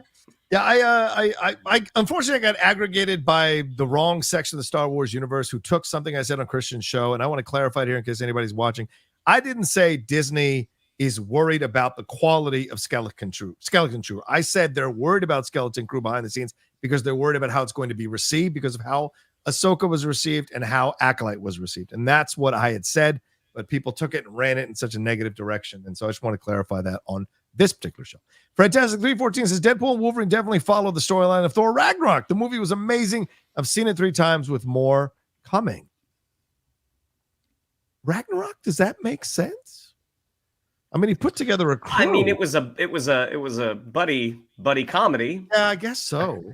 But not alternate universes. Yeah. No, but I think that and this might not be what Fantastic is saying, but I think that tonally, I mean, I think part of what made Thor Ragnarok so fun is that I feel like the story was a little bit secondary to just look how much fun this is and look at all these characters bounce off of each other, which is, I think, what I loved about Deadpool and Wolverine. Yeah, fair point. Beto Power says, finally, aside from Tatum's hilarious performance, I've seen some saying his accent is purposely bad. To me, it was actually so real, it made it funnier. No, I think it was purposely bad. You guys, am I wrong on this? What do you guys think? I have a feeling that his accent was always going to be rough, but then I think they were like, you know what? Don't even worry about it. Just go. Just go. Do what you want to do. Do your thing, Cajun King. Writers Never Die says, much love, Geek Buddies. I've had bye stuck in my head for a week straight. Best time I've had with a full theater on opening day in a long time. I mean, that opening sequence. My workout mix has been NSYNC, Green Day, Madonna on a loop since I saw the movie. Yeah, I thought it was great. And of course, the person who did the dancing for that, because it wasn't Ryan Reynolds, they were Dance Pool, and they are credited as Dance Pool in the credits. So you can look that guy up. And it's, on Twitter, they've got the videos of the guy doing the dance against the blue screen, which is pretty awesome. Ewok says, will you guys be reviewing House of the Dragons in episode 7? Simon Strong continues to delight, and Ulf's peer pressure and cronies were a highlight. Much love, fellas. Yes, we tried to record it yesterday. Unfortunately, Michael couldn't stay with us to do it because of the throat, and he sounds much better today. But Shannon and I soldiered on and did it, so it will be out at some point. Either, depending on if I have another show tonight, it'll be tonight, or it'll be tomorrow morning that we drop that review. So look for that. Ewok also says Marvel could have spent $5 million on someone like Alexander Skarsgård and avoided a lot of confusion and fan ire. Not to mention RDJ's $100 million price tag. Yeah, but. They could, but I mean, this is what I'm saying is like, you could have put a lot of great actors in that role. And John's right. I don't know that the reception is exactly what they wanted it to be, but I think that I'm clear it isn't. Yeah. No, I mean, obviously, but I think that I don't think they did this just for the reaction. I think they've got a story that they could be wrong, but they've got a story that they're excited about that requires Robert Downey Jr., which is why that price tag is that price tag. And look, let's be real. Skarsgård is not getting you 1.5 or $2 billion at the box office. He's not. So it's a matter of Downey Jr. They wanted to kind of factor in certain things, you know. Shannon, anything on that, or shall we move on? No, I mean, again, I think that they're picking RDJ for a very specific reason. Yeah. AC says, can't join live since some of us work for a living. I am working. So sending some love at lunch. And to say, even my 67-year-old mom has mixed feelings on the RDJ news. Why not cast the real Doom and let RDJ be a surprise? Yeah, but your 67-year-old mom is talking about it, and I bet she hasn't talked about the MCU. And like that's it, guys. Like like we can all argue about this for the next 2 years, and we probably will. Yes. But the fact that like my mom was like, so how does that work? Like everyone actually kind of wants to know. Yeah. And that's the best news. Like John's right. I'm sure that they would have loved everyone to be like, holy shit, RDJ is back. But they're probably not that upset that the geek discussion, even despite all the memes of like, I love you 3000, I hate you 3000, Tropic Thunder photos, and here comes Robert Downey Jr. as T'Challa. Like we're talking about it, which is better than not talking about it. Yeah. Good point. That's actually a good point. All right. And Brandon here says the Deadpool and Wolverine title and trailers made me think it was going to be a Wolverine redemption story. I normally like it more when the antagonist is more a physical threat versus it being a large event, but the movie was fun. Well, it was a Wolverine redemption story, but not for the Wolverine we've come to know. Certainly a different Wolverine. But yeah, anything on this, guys? I mean, I think Cassandra Nova was a physical threat. Ask Johnny Storm. Yeah. Right. Great post-credit scene, by the way. That was a lot of fun to hear Chris Evans, who I think gets an extra special kick out of cussing and saying the most horrendous shit like he did in Knives Out. So that was fun to see. All the Boston was coming out. Francisco Lopez says, I really like Deadpool and Wolverine. I felt the first act was too much banging over the head joke about the MCU and Disney, but overall I had fun. Also, I got misty-eyed when they showed behind the scenes of the Fox's Marvel films during the credits. I know they're not all good, but we still have to thank them because they paved the way of superhero films we see today. You can argue that for sure. Yeah. Both good and bad. Yeah. Yeah. I mean, as far as banging over the head, like, I mean, that's Deadpool. like the rate of jokes assaulting me. Yeah. Especially when that movie kicked off. It's intense. Like you're sort of like trying to keep up, but for whatever reason, I don't really mind it. Yeah. And when he pulls the mic down and says, suck it, Fox, I lost my shit. And then shoved his head, shattered the frame. That was hilarious. Lewis Cox says, I love Deadpool and Wolverine. It made me tear up, chuckle throughout this movie. You do matter, Deadpool. You do matter. Also, I don't know about RDJ as Doom, but he will rock it for sure.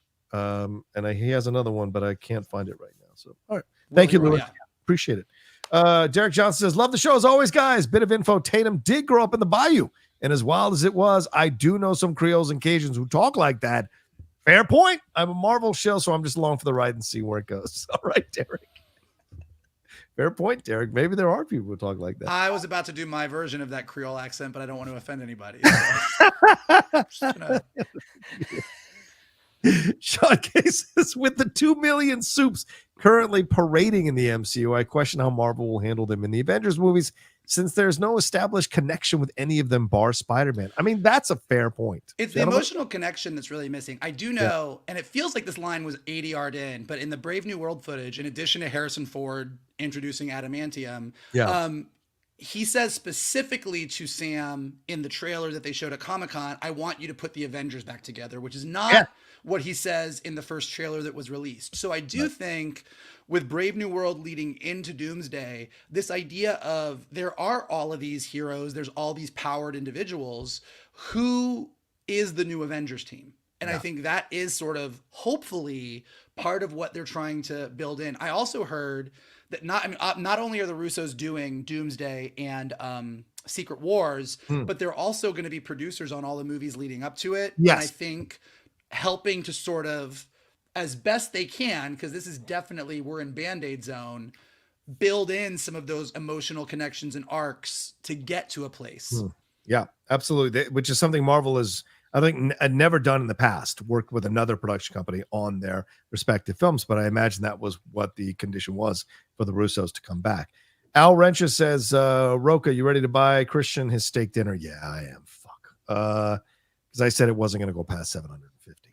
Francisco Lopez says, I have mixed feelings about RDJ's Doom, and Doom is the main big bad of this saga. Is he a variant of Tony Stark, or is he Victor Von Doom? I don't want this Doom to be the main MCU Doom, and don't want him to be a one and done villain. If Doom does come back after Secret Wars, it should be a different actor. I think it's all questions up in the air, brother, and your concerns are valid. I mean, I think you nailed it, though. I mean, I think that that's where I think there's a lot of love for Doom, and that's why there's a lot of concern about it. But I'm more excited now than I was before. I said this to these guys after the announcement. This is kind of like Joe Biden dropping out of the race. Like, there's a lot of us that when Joe Biden was running, we're like, look, I'm gonna vote for Joe Biden. I'm not necessarily excited. And then Kamala comes in, and there's definitely new energy. Is she gonna win? I hope so. Yeah. But there's you can't deny the energy, and the fact that we spent this much time not going, oh, is he gonna be a good Doom? I don't know. We'll see. The fact that we're so confused and we don't know, I think is actually ultimately going to work towards their favor. Yeah, fair point.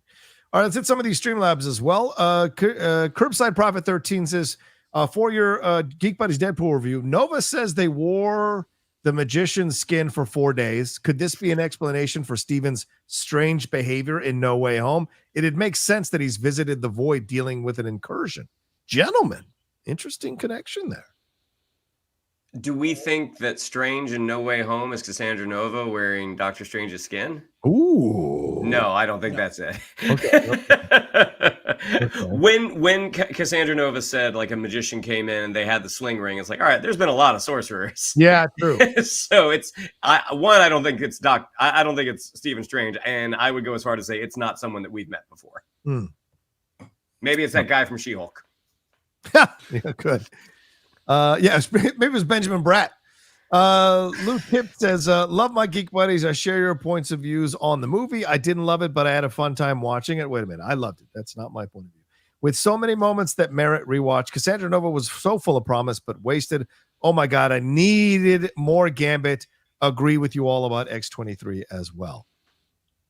I mean, live action Gambit, even though this was mainly done as a joke, live action Gambit throwing charged up playing cards was really freaking cool. Yeah. And when we eventually get Gambit in the MCU, I would say maybe don't use that cowl. I think that looked awkward and didn't look good. But seeing what they can do effects-wise with Gambit, man, he looked awesome. Yeah. The pole, too. The way he used the stick, I thought was badass as well. Hill Nellum says, highly enjoy. What's up, Hill? Good to see you, brother. Been a bit. Highly enjoyed Deadpool and Wolverine. I'm glad I avoided most news and trailers after the first main trailer. So most of the cameos, and especially Daphne Keane, were pleasant surprises for me. Keep up the great discussions, guys. Oh, thanks, Hill. And glad you enjoyed it, brother. And smart. That's probably the smart way to do it. Lord knows if I wasn't doing this job, I probably would skip a lot of trailers before I went to go see a movie. Fantastic says, on my first watch, I was getting pissed when Deadpool and Wolverine jumped through the portal because I thought this was going to be the last time we were getting X-23 again. Thankfully not. Yeah, who's staying in the MCU? Is everybody still game out of that movie, or is it just X-23 and Deadpool and Wolverine rather? When we say staying in the MCU, do we mean being a part of the MCU Yes. moving forward, or just you're showing up in Secret Wars? Ooh, all right. I guess being a part of the MCU going forward. Like, I don't think when we get to the Mutant Saga, Hugh Jackman is Wolverine. I don't think Daphne Keane is X-23. Like, I think it's a new era. This is sort of a nice little bow for these people. And Secret Wars, because it is all multiverse related, you open yourselves up to saying, here's all these characters that can show up in a more serious version of like what they did in Deadpool and Wolverine, if they can make that work. But I think once we get past that, I don't think we're bringing the Fox characters in to be the new X-Men. I think it's a whole new cast of X-Men. I mean, Deadpool did say, till you're 90. So I don't know. Yeah, probably. Well, given the box office, he might not be wrong. We'll see. I agree. Let's see. Okay. Lou said, would love to eventually get your input on Variety's wet blanket of an article. Why Deadpool and Wolverine is the year's most depressing success story. Rolled my eyes so much I got nauseous. Anyway, have a great one. Listen, I will say on that situation, I read it as well. All of these people, these self-important writer critics, and this is my opinion, not the opinion of the Geek Buddies. I want to make it clear. All these self-important critics who are masturbating their fucking brains, talking about corporate cash grab and lowest levels of nostalgia can kiss my fucking ass. This is a great, fun movie. People want a popcorn movie. It's the fucking summer, and people want to go have fun in a movie theater. It's $600 million as of today already globally. So Disney can take an article like that written by Variety and wipe their ass with it. They could give two shits about it. That's my personal opinion. Too many critics are so about, ooh, this is not art. And it's like there are certain times for art and certain times to have a lot of fun. Doesn't mean the criticisms of the film aren't valid.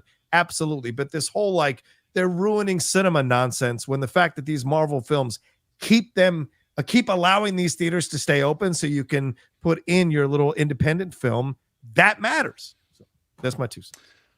I'll say it in a nicer way. I think that the thing with a comic book movie more than anything else is, did you get the character right? Yeah. Is what you are seeing on screen, if you are a fan of this character in the comics, is what you're looking at on screen a good representation of that character? And that's the key. Like with Doctor Doom, as we've been talking about, Doctor Doom, when you watch those other 2 Fantastic Four movies, you're like, yeah, that's not the guy that I love in the comics. Yeah, for sure. Ryan Reynolds knows how to Deadpool. Is the movie a perfect movie? No. Like Shannon and I were talking about some of the things that kind of don't work. But if you love Deadpool, the character in the comics, and the way he breaks the fourth wall and the way he treats the superhero universe, that's what Deadpool and Wolverine was. Does that mean it's like a perfectly structured movie that like works amazingly and elevates the genre? No, but he knows how to Deadpool, and that's what we got, and that's why it's working. So I do think in that respect, you either get it or you don't. I think some of these critics who are panning it, like they don't want a fourth wall breaking, wisecracking, let's talk about Hugh Jackman's divorce in the middle of our movie character. And that's what we got. Or Jennifer Affleck or Jennifer Garner and Ben Affleck's divorce. Not Jennifer Affleck anymore. Oh, yeah, that's fine. Fantastic says, this one's for Shannon. The idea of anchor beings in the MCU is an awesome thing because it gives us fans something new to discuss and argue about. I think Captain America was our anchor being because Logan said he was over 200 years old, and so was Cap. Okay.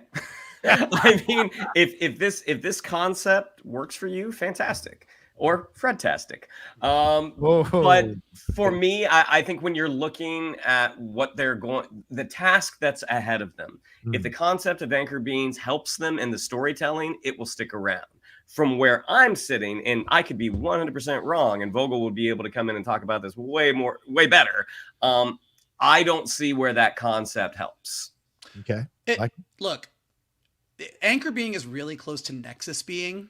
And we talked about Nexus beings a lot back in the WandaVision days. Yep. But the Nexus being is just a character that is so powerful that they act as an anchor in the multiverse. Yeah. Wanda Maximoff is a Nexus being, but there's lots of characters that can be Nexus being. And when a Nexus being dies, it doesn't automatically mean their multiverse dies. There's other characters. It's just sort of like a character that is powerful enough that they have ties to the multiverse. And that gives you a lot of elasticity in your storytelling. Anchor beings, it's like a one and done. I don't know what happened before Logan was born. And once Logan dies, there's no shot for that universe. Like it just doesn't really, when you logic it out, it doesn't get, you're like, it actually, I think, pins you in a corner more than it creates opportunities. Good point, Mike. John W. Ashford says, Doom is Tony Stark's twin. Oh, boy. Oh, boy. We start opening. We got a lot of twins. We had twins on Acolyte. We had twins on House of the Dragon. If we go full Parent Trap with Tony Stark and Victor Von Doom, I don't know, guys. I mean, there are runs in the comics where Victor Von Doom's mom, who was a witch, comes back, and then we find out that Tony Stark's, was it his dad or his mom wasn't actually, like there are opportunities aplenty, but I think making them twins, I don't know. Yeah. Playing your own evil, I don't know. Yeah. There's that run where they switch bodies as well. So I don't know. Evil John Madden says, hello, gentlemen. I love listening. A little face-off action. Hello, gentlemen. I love listening to the Geek Buddies, but I really want to see how John explains that Deadpool and Wolverine is all about colonialism and grooming. Just kidding. I love listening to your breakdowns and spoilers of things. Can't wait for Strange New Worlds. Great show. Well, I'll tell you this. Nothing symbolizes colonialism and kind of grooming than Cassandra Nova sticking their fingers through your fucking head. Like, that's essentially a colonialism in the microcosm, for God's sakes, because it is violating your space and getting information from you against your will and then using it for their own benefit. So I could make a case if I wanted to. Anyway, let's move on. Let's move on to this whole. Let's move on to some more of these. Francisco says, Francisco Lopez, also after Star Wars, do you think we will get Tony Stark and Steve Rogers back in the MCU, but played by different characters? After Secret Wars. Yeah, you think so? At some point, yeah. I don't know if they're going to do this. I don't know if they're going to do this with the Mutant Saga. Like, it sort of feels like Secret Wars would have been a great opportunity to sort of reboot the entire universe, but I don't know that you're going to tell an entire story about a new Tony Stark and a new Steve Rogers when you're also dealing with mutants. Yeah. So I feel like the Mutant Saga is going to be the Mutant Saga, but I do think probably after that is a good opportunity to kind of say it's time for a new Marvel universe. Let's tell some of these stories again, because by the time you get to that, the original Iron Man and Captain America are going to be so old. It's like, yeah, you could tell a new version of it. So I don't know. Yeah. At some point they will. Yeah, I agree. You can't have Avengers versus X-Men and trot out old Robert Downey Jr. and old Chris Evans. You can't. Dwayne Herndon says, an anchor being is like a fixed point, like in What If Tony Stark was 616's anchor and it ends with the reboot after Secret Wars. Also, Doom is 838 Tony Stark, and they got smoked for 616, Wanda Actions, and Multiverse of Madness. I would like to say that I understood you, but I didn't understand half of that. So. Is 838 the universe from Multiverse of Madness? Where they go with the Illuminati? Oh, maybe. Well, maybe. All right. Maybe. We'll see. And then Wanda's actions in Multiverse of Madness lead that Tony. Okay. I see what you'd be saying there. That could be the way in. I could see that. The minifig who? Yeah. No matter the point of view, I love listening to you guys. Always awesome listening to thoughtful, intelligent discussion. Big love from the UK. Well, thank you. Certainly these two gentlemen. I'm a moron. Rishi Shukla says, fast forward to New Year's Eve. What do you think will be the best comic/movie show of 2024? X-Men 97, The Boys, Deadpool and Wolverine, Batman, Cape Crusader, Penguin, Agatha, Joker, Spidey Show, Creature Commandos, Other. I already eliminated Madam Web, The Crow, Venom, and Craven. Well, how can you eliminate Craven? We haven't seen it yet. But, gentlemen, your thoughts. What will be the best show or movie at the end of 2024? It's gonna be cool. I'm actually excited to dive into Batman, Cape Crusader, this weekend, which I'm very stoked about. Agatha, I'm excited about. Joker looks amazing. Creature Commandos looks great. I think that all of them have a high bar to beat X-Men 97. Yeah, I think X-Men 97 was so spectacular, kind of throughout, that as good as I think a lot of these are going to be, I'm super excited for Penguin. I don't know that any of them are going to match 97. I think X-Men 97 was real special. I agree with that. Mike, Jen? I think the two that have a shot at it are Penguin, because it is going to be so different. Yeah. As well as Agatha. I think Agatha could come in sleeper and be the best thing. But we'll see. I think Joker 2 is my odds. It's my personal odds on favorite, but I think X-Men 97, as Michael said, is a high bar to jump. And I hope that Penguin just gets close. I want it to just get close because that new trailer was spectacular. Carlton Rudder says, London calling. No questions, guys. We couldn't get a live episode of Geek Buddies past me without sending love and support to my guys. Aww. Very kind of you, Carlton. Shannon, I know we have you for 5 more minutes, so let's keep powering through it. Michael, can you stay a little bit extra to finish off these questions? Sure. Thank you, man. Juan Martinez says, I'm all for RDJ playing Doom, but I'm more excited for the Kang Dynasty tell-all book we're eventually going to get. Give me all the juicy behind-the-scenes stories. I love you guys. Yeah. I mean, really good. Like, I saw a lot of people in the chat being like, are they going to start the movie with Doom killing the Council of Kangs? And I'm like, nope, that would require them to pay Jonathan Majors money. Like, I think we are going to get the off-screen, somehow Kang disappeared.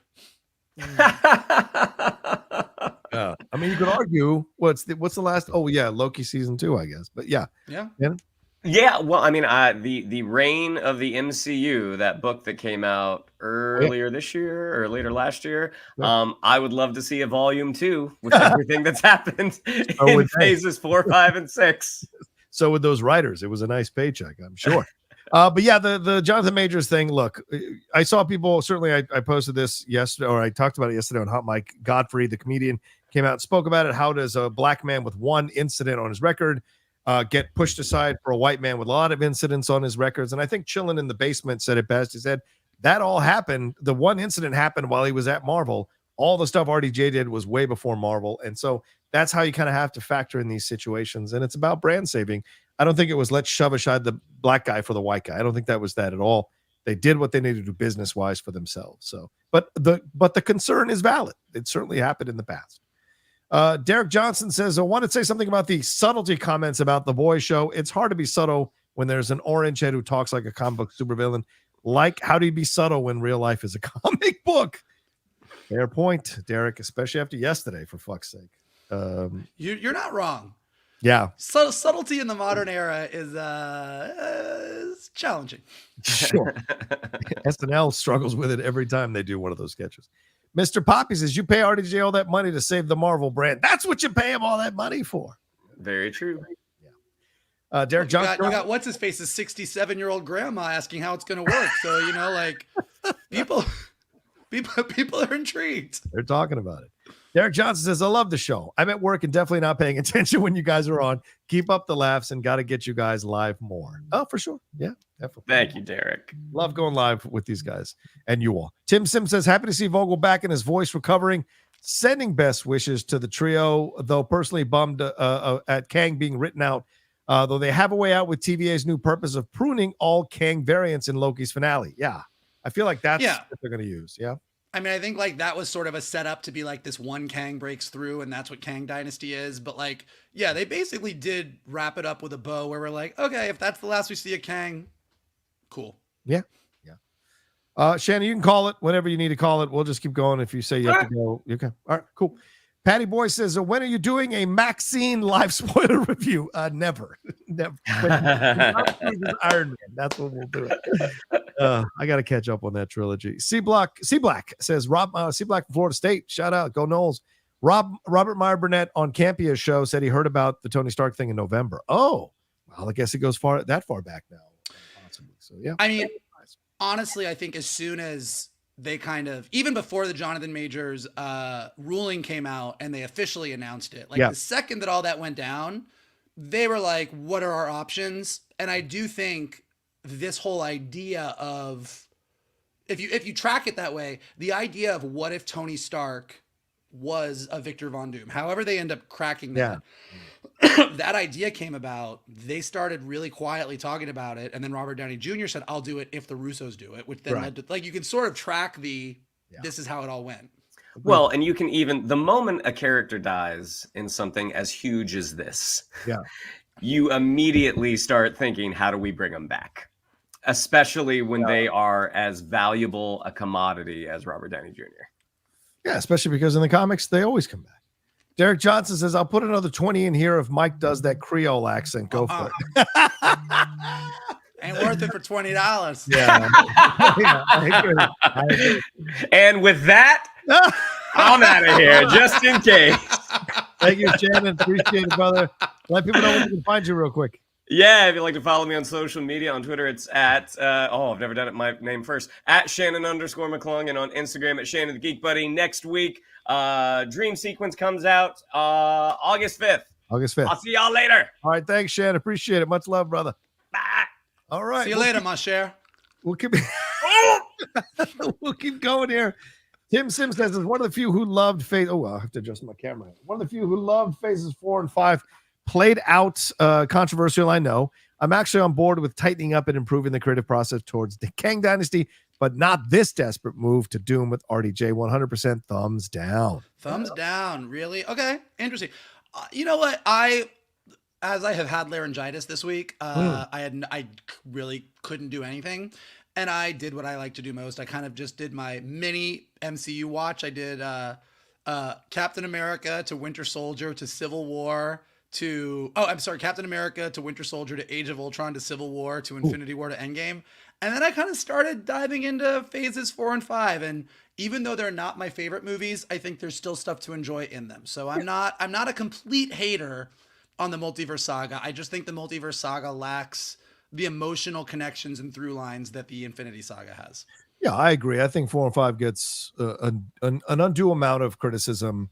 I would argue the TV show is probably much more than the movies. There's fair criticism there. KW. Oh, thank you, KW. Very kind of you. It says, man, Rocha, I'm with Rocha about RDJ, but damn it, Vogel, you had to come in with the Doctor Strange only one outcome stuff. Now I'm optimistic. What a way for the person who built the MCU to be the one to tear it down. Rocha, are you watching SummerSlam this weekend? Yes, I'll do a live watch along of it tomorrow night. I think it's tomorrow night. Saturday night. I will be doing that. So look for that. And also, we're debuting our new wrestling show, The Ring Generals, at some point tomorrow or Saturday morning. Michael, your thoughts on what he said here about the what he said here? Go ahead. You are not the first person to accuse me of having infectious optimism, and you won't be the last.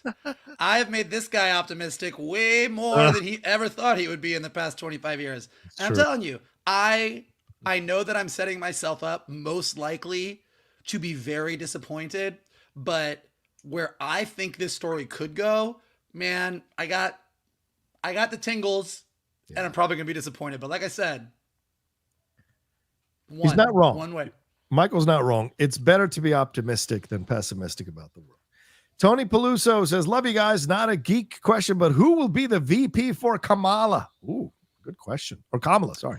My favorite part of Twitter in the past 24 hours is like they posted that picture of Kamala, and then it's just like, who's going to be your VP? And it's just like a silhouette with a question mark. Yeah. And everybody's been like, oh my God, it's the Riddler. So it's the Riddler.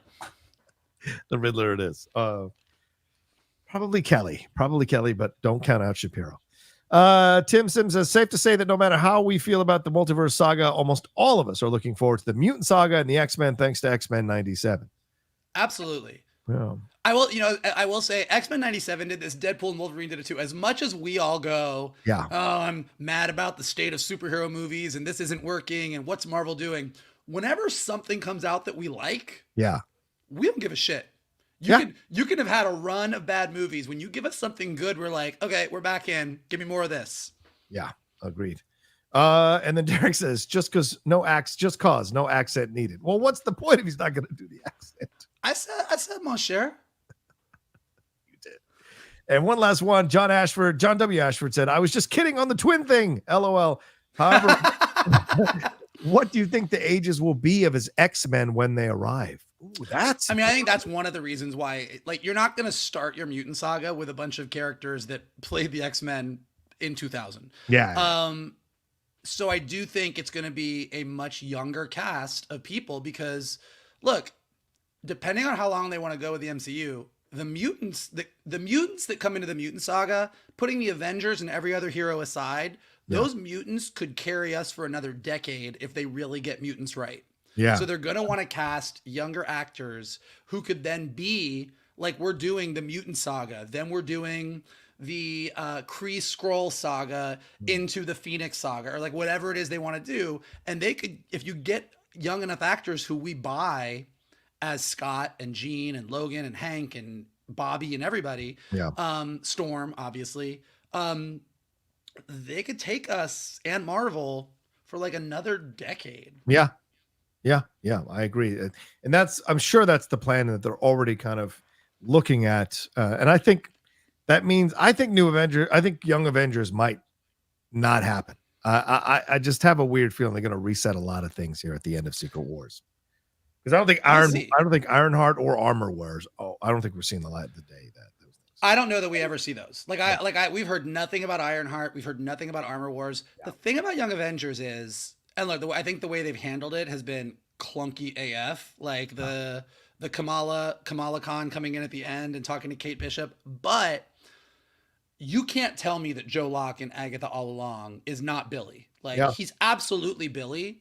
Yeah. And in modern comics, Billy, Teddy, Kate Bishop, like those Kamala Khan, those characters are very popular.